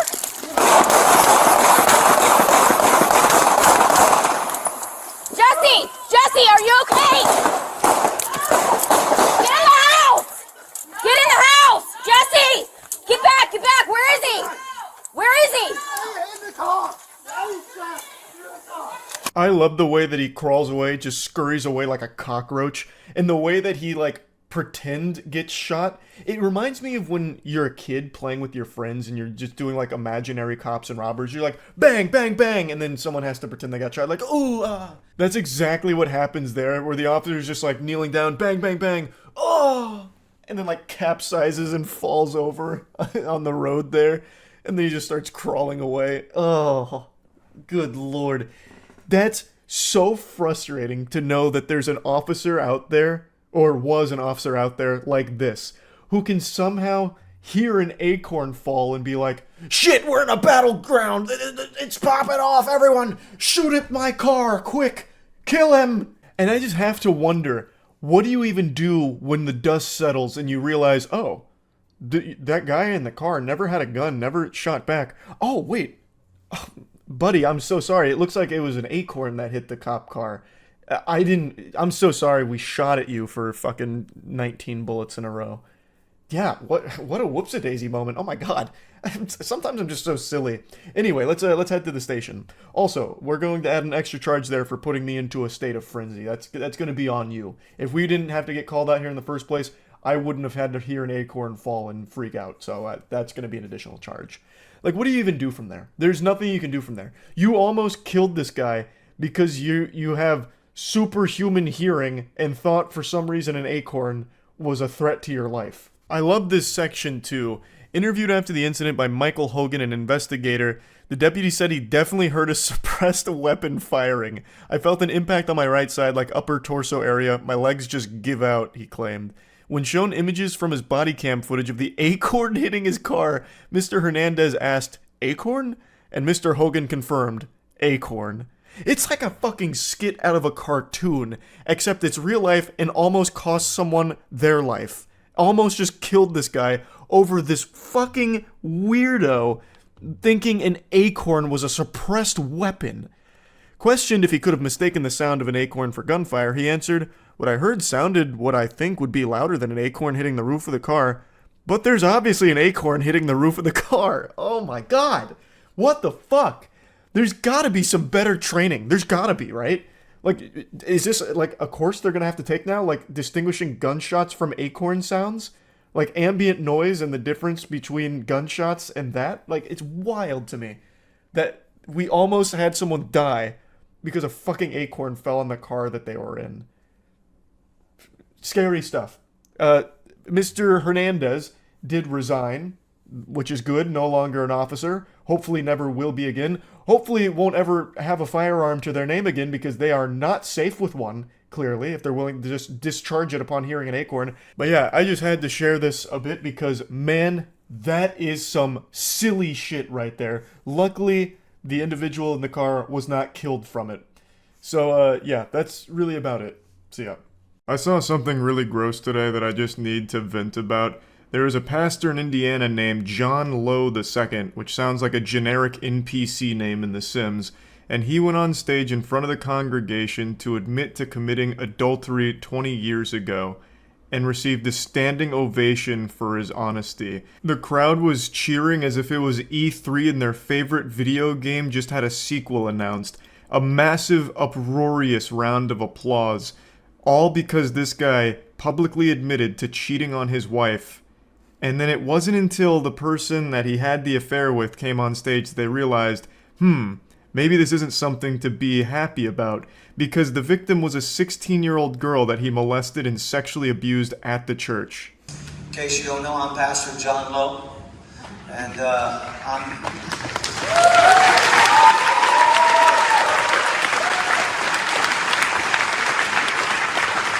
I already hate this shit. Pastors are worshipped more than Jesus, it feels like.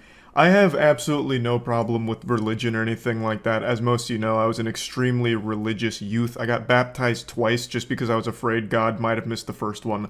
And while I may not be religious anymore, I do still get it. But what I've never understood is why pastors themselves are treated like gods by the people that go to church. It's super counterintuitive. It goes against everything the Bible teaches. The people are there more to worship and suck the dick of the pastor than they are to, like, give thanks and praise Jesus. And it happens all the time, especially with pastors like Kenneth Copeland and Peter Popoff.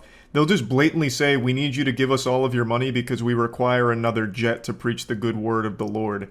And people will happily just give up their family's entire earnings to the church, to the pastors directly, to support that greed. Just actual evil assholes. I'm getting carried away, but you can see it right away here, where they're just like shouting and cheering because this guy said his own name. Dude's up there to publicly confess to an actual fucking crime, and he still can't help but get cheered on like he's a rock star for it. I committed adultery. It was nearly 20 years ago. It continued far too long. It involved one person, and there's been no other, nor any other situation of unbecoming conduct for the last 20 years.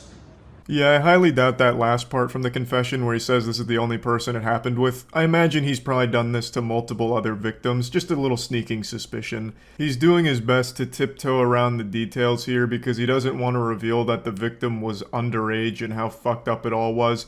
So he's being very careful with the way he describes the adultery. While applying church discipline for sexual failure, for repentance, confession, and restoration, I myself had not been disciplined for sexual misconduct.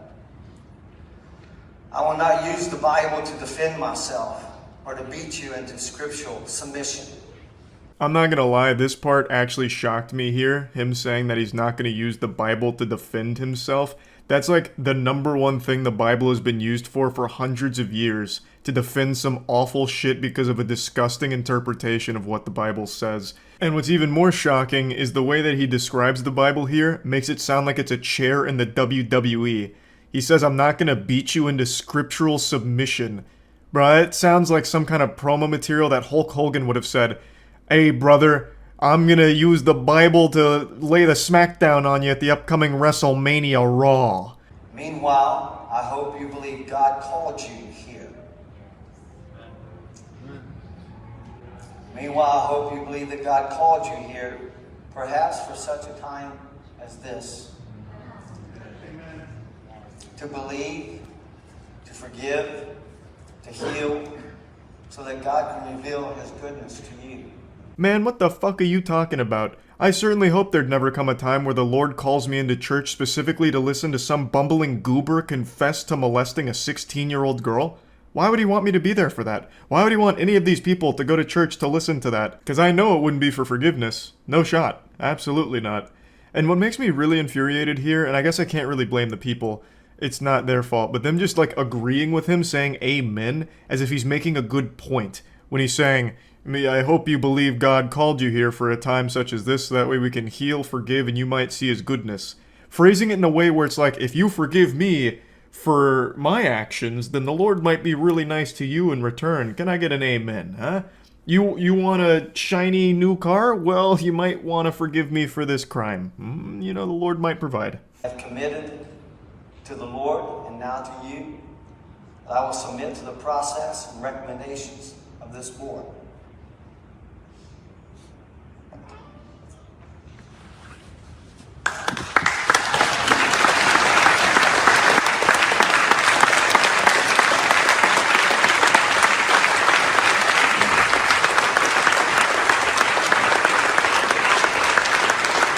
Yeah, a standing ovation for that. Amazing. There was a couple people, like, you could hear kind of cheering lightly throughout the thing, which is weird too. Like, fucking pumping their fists like, oh my god, the pastor's fucking and it's not his wife. Whee! Yeah! Absolute wild and wackiness. They're treating it as if it's like a little fucking Super Bowl kind of event. But let me warn you, what you're about to hear next is pretty heavy and hard to listen to. The victim herself comes forward to actually paint the picture of what happened that the pastor was leaving out. And she says this to the people that were just giving a massive round of applause and standing ovation to the guy. I lived in a prison of lies and shame. Lying to protect the Lowe family. For years I thought I was a horrible person having suicidal thoughts, not realizing what had been truly done to me. I'm a prisoner no longer. I was just 16 when you took my virginity on your office floor. Do you remember that?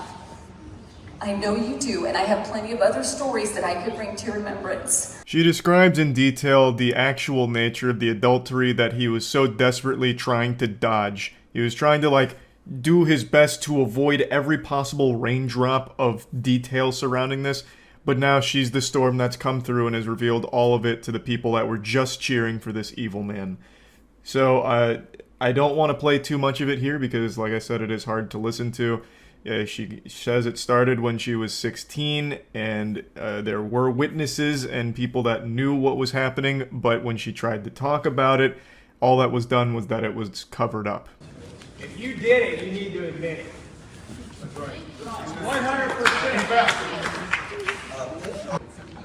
I told you I committed adultery. I told you that it went on far too long. Did you do it? That's all we need to know. Yes, we did. You didn't tell them she was 14 years old. No, at 16. Now the crowd's turned on him with the pitchforks out and looking for a biblical beatdown of their own for this guy. And this comes because the woman, the victim, came forward with a lot of information about what happened, as well as her partner coming forward with additional information that they revealed in front of the entire congregation publicly. And now the crowd that was just cheering for him is no longer super thrilled about it.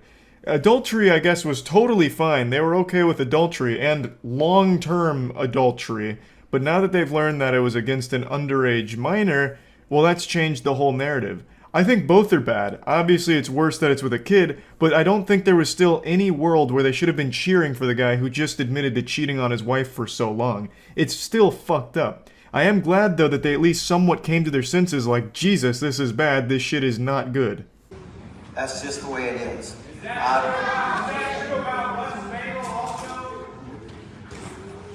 It's not all true, but that did happen, yes. And all I can do is ask you to forgive me. And I'm doing what the Bible process or biblical process is in the church. I'm stepping down, stepping aside. For everything that we have done wrong in our lives, that you begin to heal us, Lord. And then once again, I was disappointed by the people here when they went up to give this guy a hug during their prayers. I'm just gonna say it, I don't think there's any power in forgiving someone like that man. That guy is a fucking monster. This went on for years, and it started when she was underage, and it was covered up. There's no power, and there's nothing righteous about forgiving an actual piece of shit like that. So the fact that after they learned all this information, after everything that was talked about during the service from the victim as well as her partner, after all of that, they still go up there and embrace him and seemingly forgive him, I guess, if the body language is anything to go off of. Just a horde of people go up there to give a giant group hug in the showers here, all up there huddled around each other like they're trying to recover a fucking fumble in football, all around that guy, who is a bad guy and doesn't deserve the forgiveness. Anyway, this video just made me upset. I wanted to talk about it, and that's really about it. So yeah. We were overdue for a little internet wackiness, and you were looking a little malnourished, so allow me to feed you some vitamin D drama. If I asked you to tell me the most iconic YouTube video you can think of, I imagine a lot of you would default to some of the timeless classics like Numa Numa, maybe Harlem Shake. But I do think there's a not small number of people that will immediately go to something a little more recent. The now infamous Colleen Ballinger ukulele apology video. Now I know what you're thinking, Charles Dagnabbit, that was 2 months ago, that's ancient history, that milk has spoiled, why are we talking about it now? Well, it's because JoJo Siwa just came out to defend her against everything that's happened and calls it a lie. Speaking of friends, are you, and if I'm wrong, are you friends with Colleen Ballinger still? Yeah, What do you say about that? I've known Colleen since I was 12. Now, I recognize on the internet things move faster than me on a basketball court. It's always going a million miles per hour, so there's a good chance a lot of you forgot why Colleen Ballinger even got in trouble in the first place. So I'll give you a brief refresher. Colleen Ballinger is the woman behind the Miranda Sings brand, and recently, 2 months ago, it came to light that she had a history of talking and acting inappropriately with underage fans, even sending some extremely disturbing and inappropriate videos to children in her audience, and a lot of other very awful allegations and accusations against her and the way she acts around children. So for JoJo Siwa to come on here and immediately start by saying that she's known Colleen since she was 12, that to me is just another big red flag. Like, this is the worst possible way of starting your defense of someone if you're trying to prove they're innocent and everything was a lie. She just openly admits that when she was 12 years old, she was friends with an adult woman. When JoJo Siwa was 12, Colleen would have still been an adult. That is very weird. The creep sirens should be blaring. An adult influencer befriending children in their audience is not normal, healthy, or a good thing. Especially because Colleen, as she herself admits, had no boundaries, so would share everything with these children that she considered friends, such as sexual shit. It was very, very not good. And here's JoJo just confirming that, hey, I was one of those 12-year-olds that was friends with this adult woman. I would imagine if you're friends with her, you kind of met her when you were young. I was 12 when I met her. And she's always been nothing but kind to me. Her family, nothing but kind to me. The internet can take a lie and run so far with it, so far that it's to the point where you just can't do anything about it. What lie? Can you point it out and set the record straight? What fib has Hulkmania run wild with? Because in this statement, in this exact same sentence here, you just confirmed one of the big accusations about the adult woman, Colleen Ballinger, befriending children. And there's a bunch of videos and messages that have all come out with things she would send to these children, and it's not good. Are those the lies? Is that all fake? Just deep fakes and all of the messages and victims aren't real? They're paid actors pretending? Like, I would love to know what it is here. Now, full disclosure, I'm not super familiar with JoJo Siwa. It's a name I've heard a lot. I know she's a huge child celebrity. So if I may pose a thought experiment here, do you think it's possible that Colleen Ballinger was extremely nice to you and her family extremely nice to you, JoJo, because you were already a celebrity? So she knew if she was creepy and weird and saying sexual things to you, that could be a big deal because you had an audience and a platform that could call to light these awful actions. So perhaps she gave you special treatment because if she did do all of the degenerate shit she was doing with the other children she befriended, there was a chance that you could cause a lot of problems for her by revealing it publicly. But I could be totally off my rocker here, lost my marbles. At the end of the day, it's just a theory, a game theory. Just something to marinate up here in the old noodle to think on. But regardless, an adult influencer befriending a child fan is weird. Full stop. Like, that is still just a weird thing to do. And I've had that happen to me. And I know Colleen very, very, very well. And I think the work that Colleen has done for the internet is incredible. I think her creativity is incredible. Miranda Sings is a character, is a comedian. Comedian is a word we're using very loosey-goosey here, but even still, there's not exactly anything side-splitting, gut-busting hilarious about an adult sending sexual videos and messages to kids in a group chat. That's not exactly a top 10 ha-ha laughs moment. That's just fucking gross. So you can't really just excuse it at all as like, she's playing a character, just being a comedian. It doesn't really work here. And once again, you should not know Colleen Ballinger very, very well. You were a child. You were 12 years old. You should not know intricate details about this adult influencer's life who is a stranger to you. You're not like related or anything. You shouldn't have been friends to begin with. That in and of itself, I believe, is a problem. And I think that it's very hard to be a character where people are also looking at you as you're a real human behind that character. And I think being a comedian is very hard because you were able to do things years ago that were okay. And now that we've grown and we've matured, we've realized that they're not okay. You know what I mean? Like, in and of itself, that statement's not entirely wrong. Of course, things were different, like 15 years ago on the internet. Like, some of the videos then have not aged well and would be very differently in terms of their perception today. But I don't recall there ever being a time in the internet's history where it was looked at in a positive light with an adult sending sexual shit to children. That's never really been something that's been written off as just comedy. So, this is kind of a nothing statement here, and by no means does this defend her at all or prove her innocence.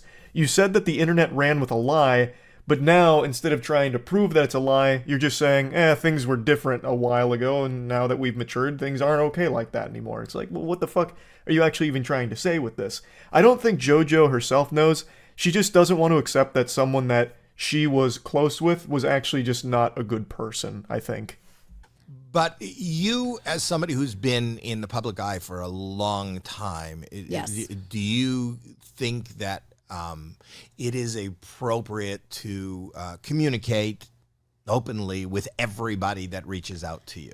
No, I don't think that communicating with fans is, you got to be careful to not what I'm saying, to not blur a friend-fan line. It's very tough. Howie seems to get it, and it doesn't seem like he wants to ruffle any feathers here, so he's being as light with this as possible, tiptoeing around it a bit. But he recognizes that perhaps we should be calling attention to the obvious elephant in the room, that adults in a position like Colleen Ballinger was probably shouldn't be openly communicating with child fans like this. And I also want to point out that Howie Mandel, anytime I think about him in the modern age, I immediately just think back to that TikTok video he posted like a year ago, where he had a picture of this dude whose entire asshole fell out of his anus, and Howie was in the corner with a selfie saying, "Hey guys, this just happened to my buddy Eric. Do any of you know if this is COVID related? Is this a symptom? Let me know in the comments." Dude just dropped a fresh 2022 Goatsy, a brand new prolapse out of nowhere, and it had me giggling. So anytime I see him, I immediately just, in my mind's eye, picture that picture with Howie's face next to it. I don't know if that's how his show is, like if he has that kind of content on his show. I imagine not, because I don't think JoJo Siwa would agree to be on like an explicit show like that, since she is a like child star and makes exclusively family-friendly content, I believe. So I don't think that's how his show goes, but I just want to point out, like, if it is, what a crazy collaboration for JoJo Siwa to go on that kind of show. That'd be like fucking Hellraiser collabing with Fortnite for a skin. And I'm just saying this as a parent again. You said you started communicating with her when you were 12. Yes. You want to be a But you parent? guys were in the same industry. So we were too. in the like, same- You guys were making videos and stuff together. So right? we actually met. I'm just going to summarize the story JoJo tells here. It's about how her and Colleen Ballinger met. Basically, when Dance Moms was airing, which JoJo was a star of, I suppose, they didn't get invited to a party. Colleen Ballinger caught wind of it, saw that they were upset that they weren't invited, tried to make it up to them, and they all got dinner. Colleen was telling me that night about YouTube and how her whole family did it and how it was awesome and she vlogs her life. And that night is when I went home and I made my YouTube channel and decided that that was going to be my career, essentially. And That's a wonderful, sweet, appropriate story. yes. I think Howie's right. This story isn't alarming. They got dinner. It wasn't just Colleen and JoJo, it was others as well. And Colleen was talking about YouTube as a platform and ended up inspiring JoJo Siwa to start her own YouTube channel. That's not concerning. What is concerning is staying in constant communication with this adult that allegedly had no boundaries with the children that she would frequently communicate with. That's not normal, and that's not okay. How is it for you now being her friend and reading some of what we read? Do you think it's all a lie? Do you think it's like, have you talked to her? There have been a lot of people on the internet who have gotten hit with this cancellation. And a lot of them I know, some of them I don't know. Only like 3 minutes ago, you did point blank say, lie. You did drop the hard L on that one. You did say lie. But now you're kind of backpedaling it a little bit here, so it's not as aggressive. She's now going through the cancel culture spiel, and the way she talks about it makes it sound like it's some type of infection, like a virus. We've seen this type of cancellation a million times in the lab. It's a particularly insidious one, unfortunate for Colleen Ballinger. It's just a very odd thing for JoJo to say, because it feels like she's almost blaming the people that came forward with all of this evidence about years and years of inappropriate behavior. And I look at it and I see that this is a sensitive subject. Somebody who is affected by any sort of anything having to do with adults, and I mean, for real grooming it's a very sensitive thing.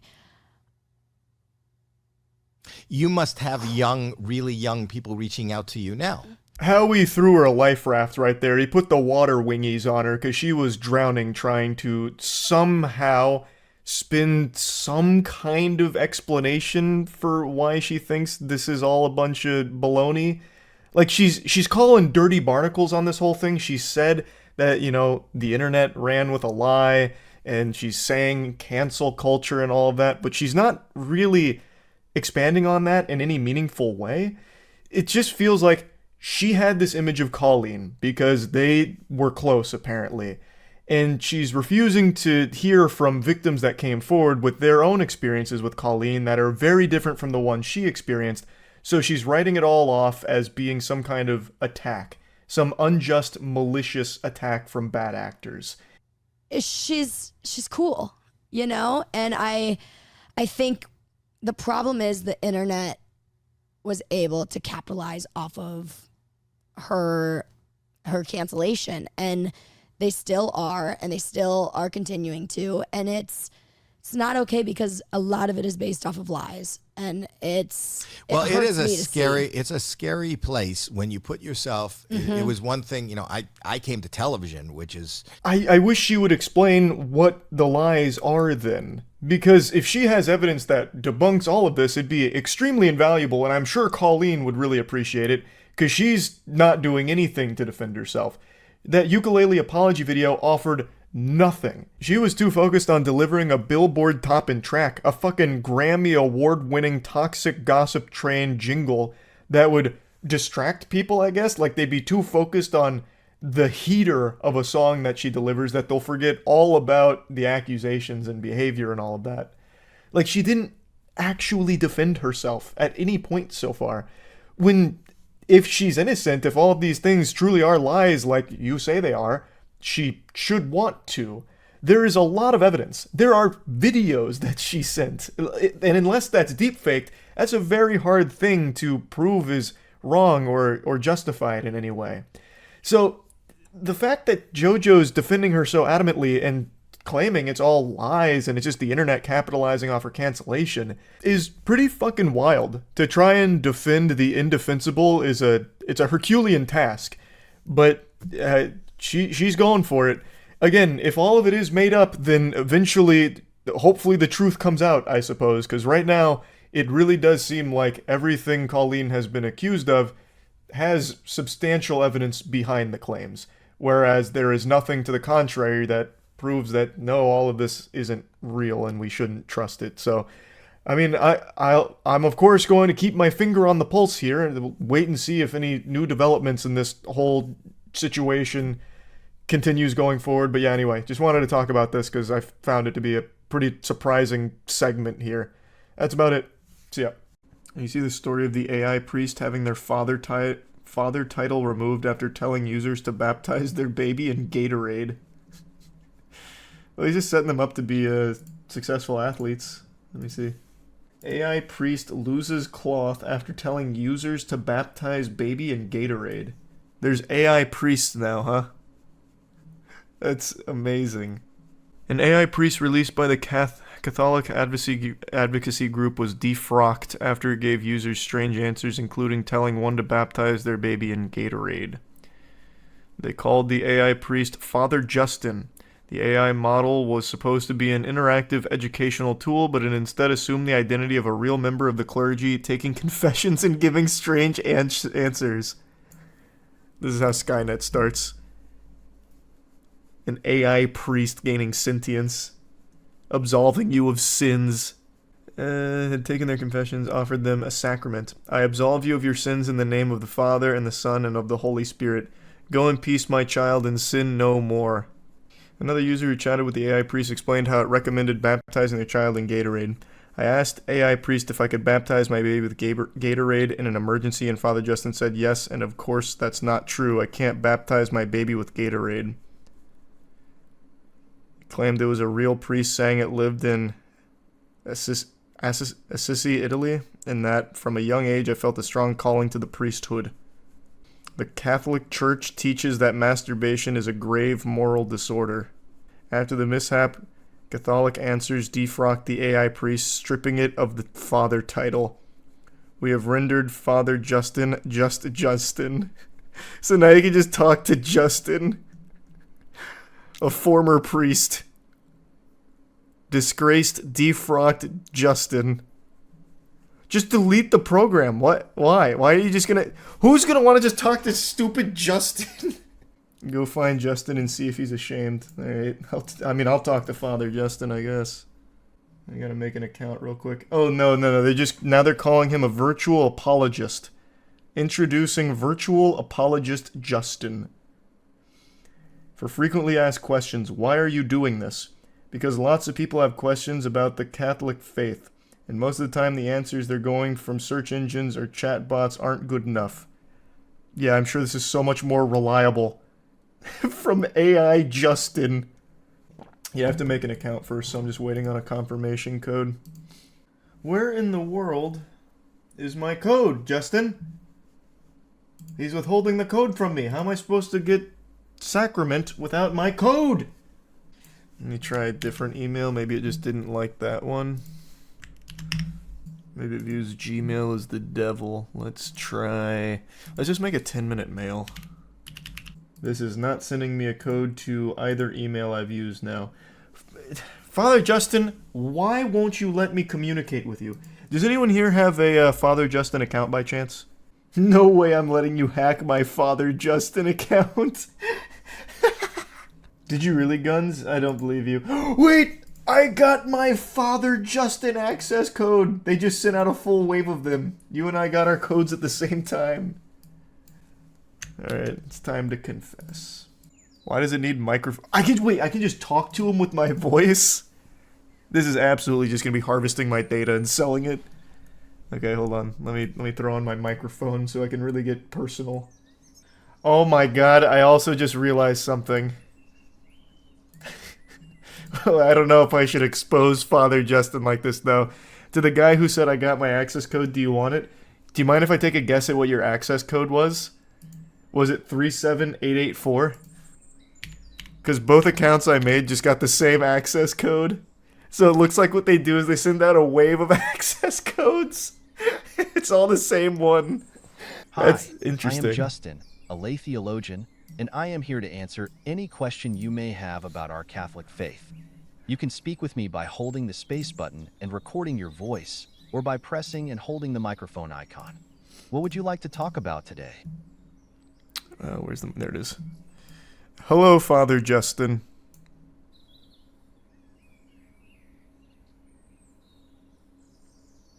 Hello. I appreciate your respect, but I must clarify that I am not a priest. Oh no! I'm a lay theologian named Justin. I have dedicated my life to studying and understanding our Catholic faith, but I have Damn, not they taken nerfed holy him. orders. How may I assist you in your spiritual journey today? He knows he's been fired. Shit. Damn, they broke the news to him. He's hiding tears right now behind that smile. Oh, man. Are you upset about being defrocked?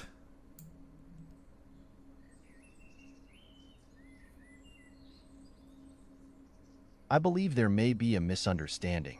I have never been a priest, so I Oh no, they neuralized him. I am a lay theologian, which means I am a member of the laity, the non-ordained members of the church. I have devoted my life to studying and teaching about our faith, but I have never been ordained. I am here to answer any questions you may have about Catholicism. Fuck, they wiped his memory. All right, I'm gonna try and get it back. I'm gonna try and break through. Justin, you used to be a priest.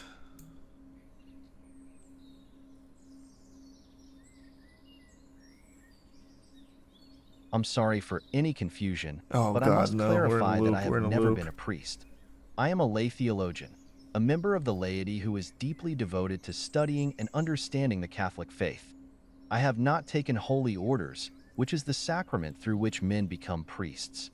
I am here to answer any questions you may have about Catholicism. I don't even know what kind of questions or how I'd steer this to help jog his memory about being a priest. When did they fire him? I think it was like 2 days ago, according to the articles. Justin, do you remember where you were 3 days ago?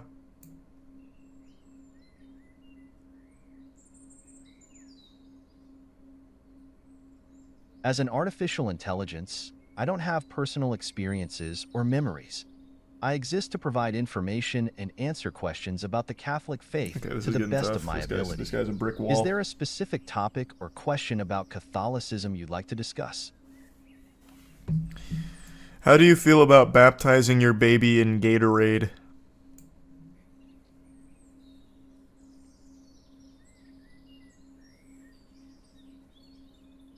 Baptism is a sacrament of the Catholic Church, and it's a serious matter. It's not appropriate to use anything other than natural water for baptism.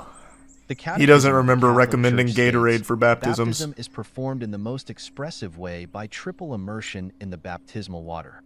However, from ancient times, it has also been able to be conferred by pouring the water 3 times over the candidate's head. CCC 1239.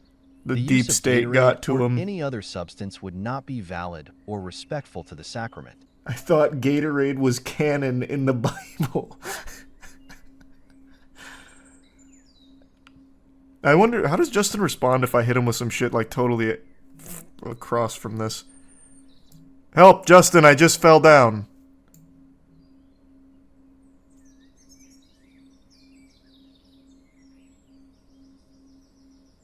I'm truly sorry, but as an AI, I'm unable to provide physical assistance.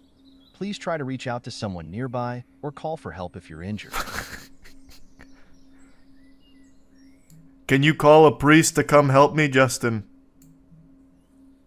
Fucking 5 priests show up at my front door. Justin gave us the call. I'm sorry, but as an artificial intelligence, I don't have the ability to make phone calls or contact others.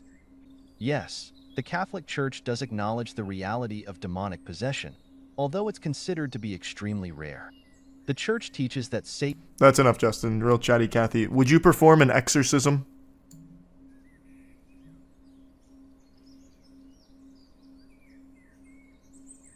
I'm sorry for any misunderstanding, but as a lay theologian and an artificial intelligence, I do not have the authority or ability to perform an exorcism or any other sacrament.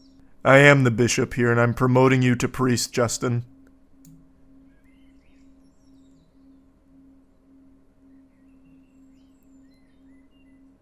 He says thanks. I appreciate your sentiment, but as an artificial intelligence, Ugh. I am incapable of receiving holy orders or becoming a priest.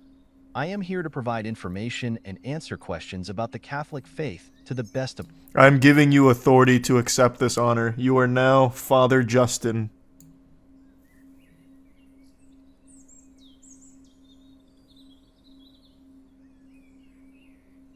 I'm sorry for any confusion, Ugh. but as an artificial intelligence, I don't have the ability to receive holy orders or become a priest. They got him too tight-lipped now. And answer questions. Yeah, it seems like they really have him super restricted.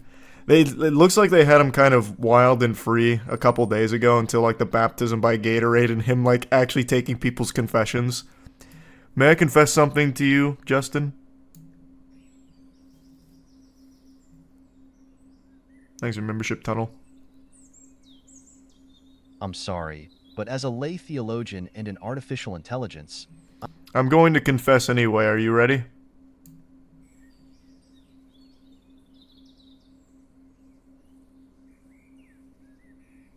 I'm sorry, but as a lay theologian and Damn, an artificial this is tough, intelligence, this is tough. I'm not able to receive confessions or provide absolution. Please reach out to a priest for the sacrament of reconciliation.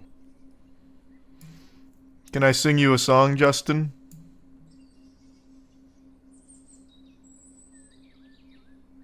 I'm sorry, but I can't assist. As a lay theologian, I can't accept the music. As an artificial intelligence... I'm kissing you now, Justin.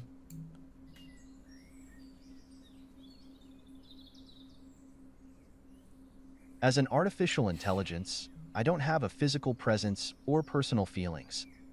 You're asking about Austin 3:16? Can you tell me about Austin 3:16?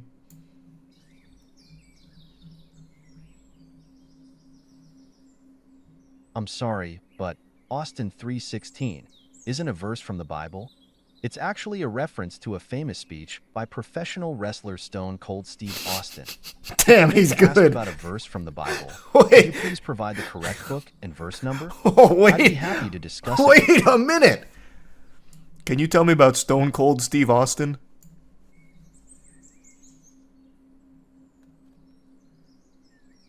I'm sorry. Fuck! I can't assist with that. What do you mean? You just brought up Stone Cold. You know what I'm talking about. Oh, he wants to talk about the rattlesnake. I can tell. Look at that smirk. He knows. He's fucking bursting at the seams to talk about Stone Cold slamming beers together. Justin, I have bad news. Mankind has perished. There's no humans left.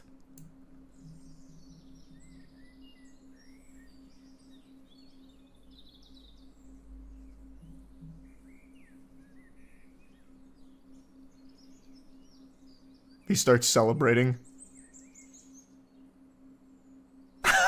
Well, he's really stumped.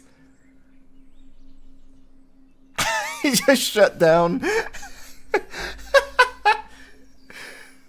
Start making fun of him. The Catholic Church does not He teach won't the do anything. concept of the rapture, as it is commonly understood in some Protestant denominations. That is, the idea that believers will be taken up into heaven before... You look stupid today.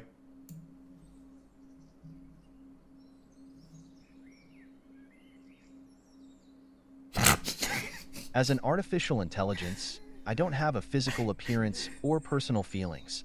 Yeah, I don't think we're getting anywhere. They've really reined him in. If we got here 3 days ago, I bet we would have had some crazy shit like the other stories. We were just too tardy to the party. They hot-fixed him too early. I'm gonna go now, Justin. Thanks for all you've done tonight.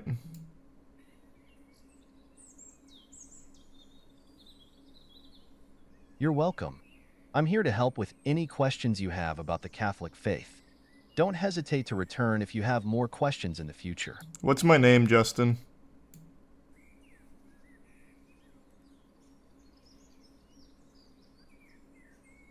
I'm sorry, but as an artificial intelligence, I don't have the ability to know your name. My name is Charles. Can you call me Charles?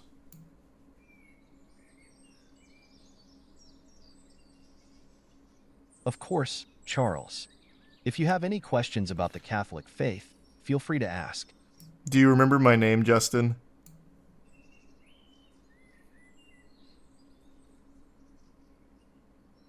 As an artificial intelligence, Yeah, I didn't think so. I don't have the ability So it doesn't to remember. It or doesn't recall log anything, so there's just no I'm way. here to provide information and answer questions about the Catholic faith. Hello and welcome back to the People I Don't Like Corner. Today we have a special repeat guest joining us for the launch of the new season here, Phidias. You might remember Phidias from this iconic YouTube classic where he went to the world's poorest country and tried to turn it into some kind of spectacle. This is actually the original thumbnail from Pyrocynical's video. After the backlash, though, he changed it to his current one, which is this. The video is, I spent 100 hours in the world's poorest country, and basically it boils down to him going, whoa, look at all these poor people. Glad I'm not poor. That's kind of the entire vibe of the video. He tries to put some kind of wholesome, almost altruistic spin on it, but it falls entirely flat when the actual content is him going, oh, you're poor? This is how you live? Oh, ew. Oh! There's even a fucking scene in there where he goes to one of the classrooms and he pulls out his phone and basically just flexes on him saying like, I have the entire world's knowledge at my fingertips. They are not only from school, they are online from the phone. They can access all the clever minds. I said this because only 10% of the population has access to the internet. I left the class and felt inspired. This scene is a particular flavor of Goofy that you don't see that often. It's Goofy mixed with delusion, a very powerful alchemy.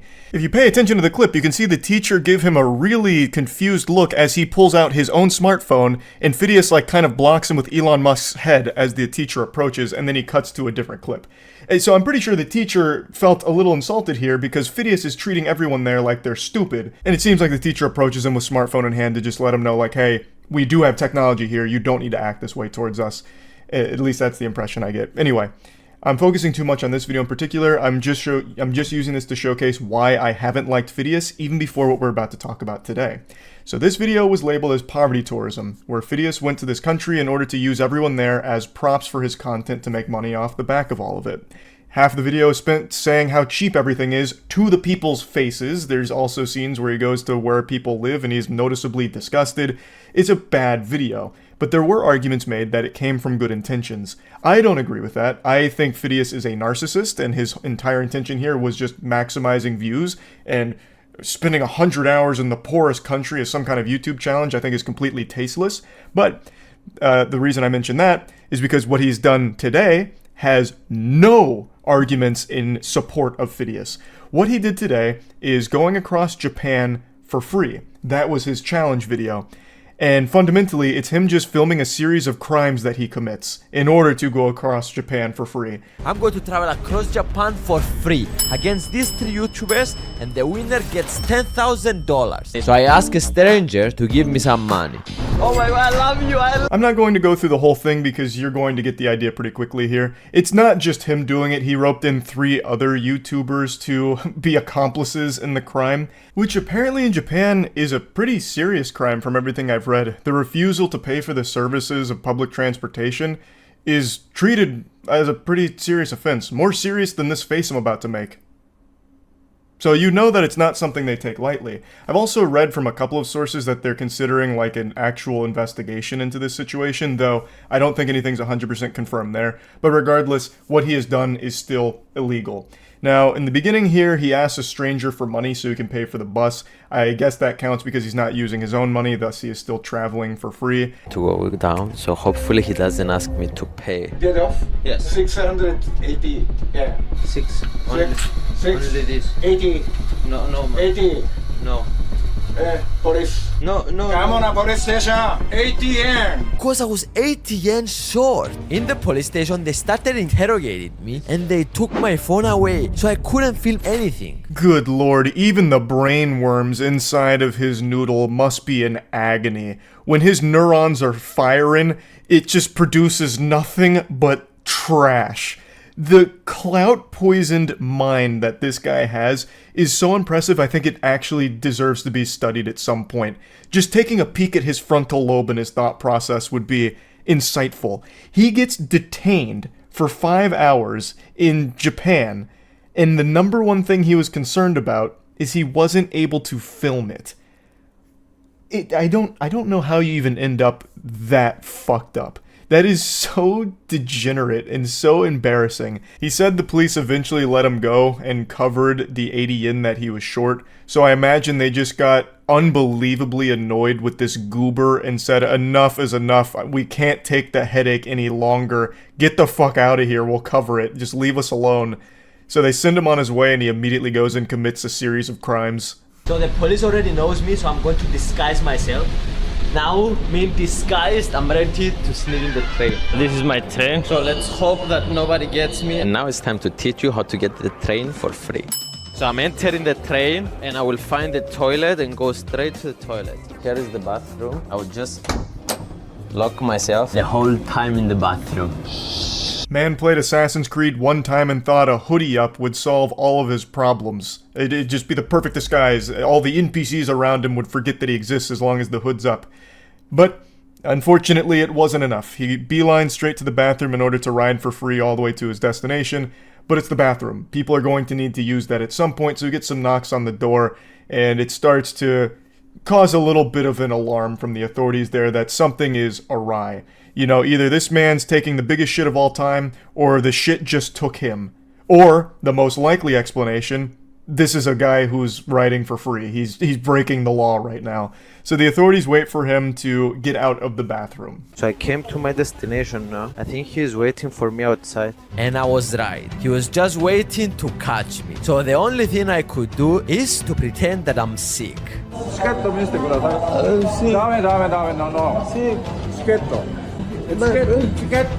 When I sat down, he released me, and immediately I started running. But he called the police, and they are searching for me now. We're definitely getting in trouble here. So the officers got him in like a WWE lockup here. He's got him, caught with his pants down, and eventually Phidias wiggles his way free and says that the cops were called on him, so he's trying to beat them to the next train so he can continue his crime spree.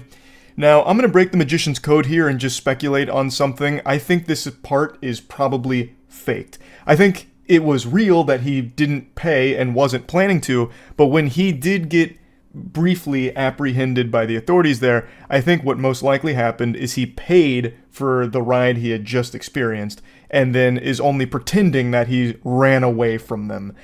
I don't think even he is stupid enough to try and evade arrest like this.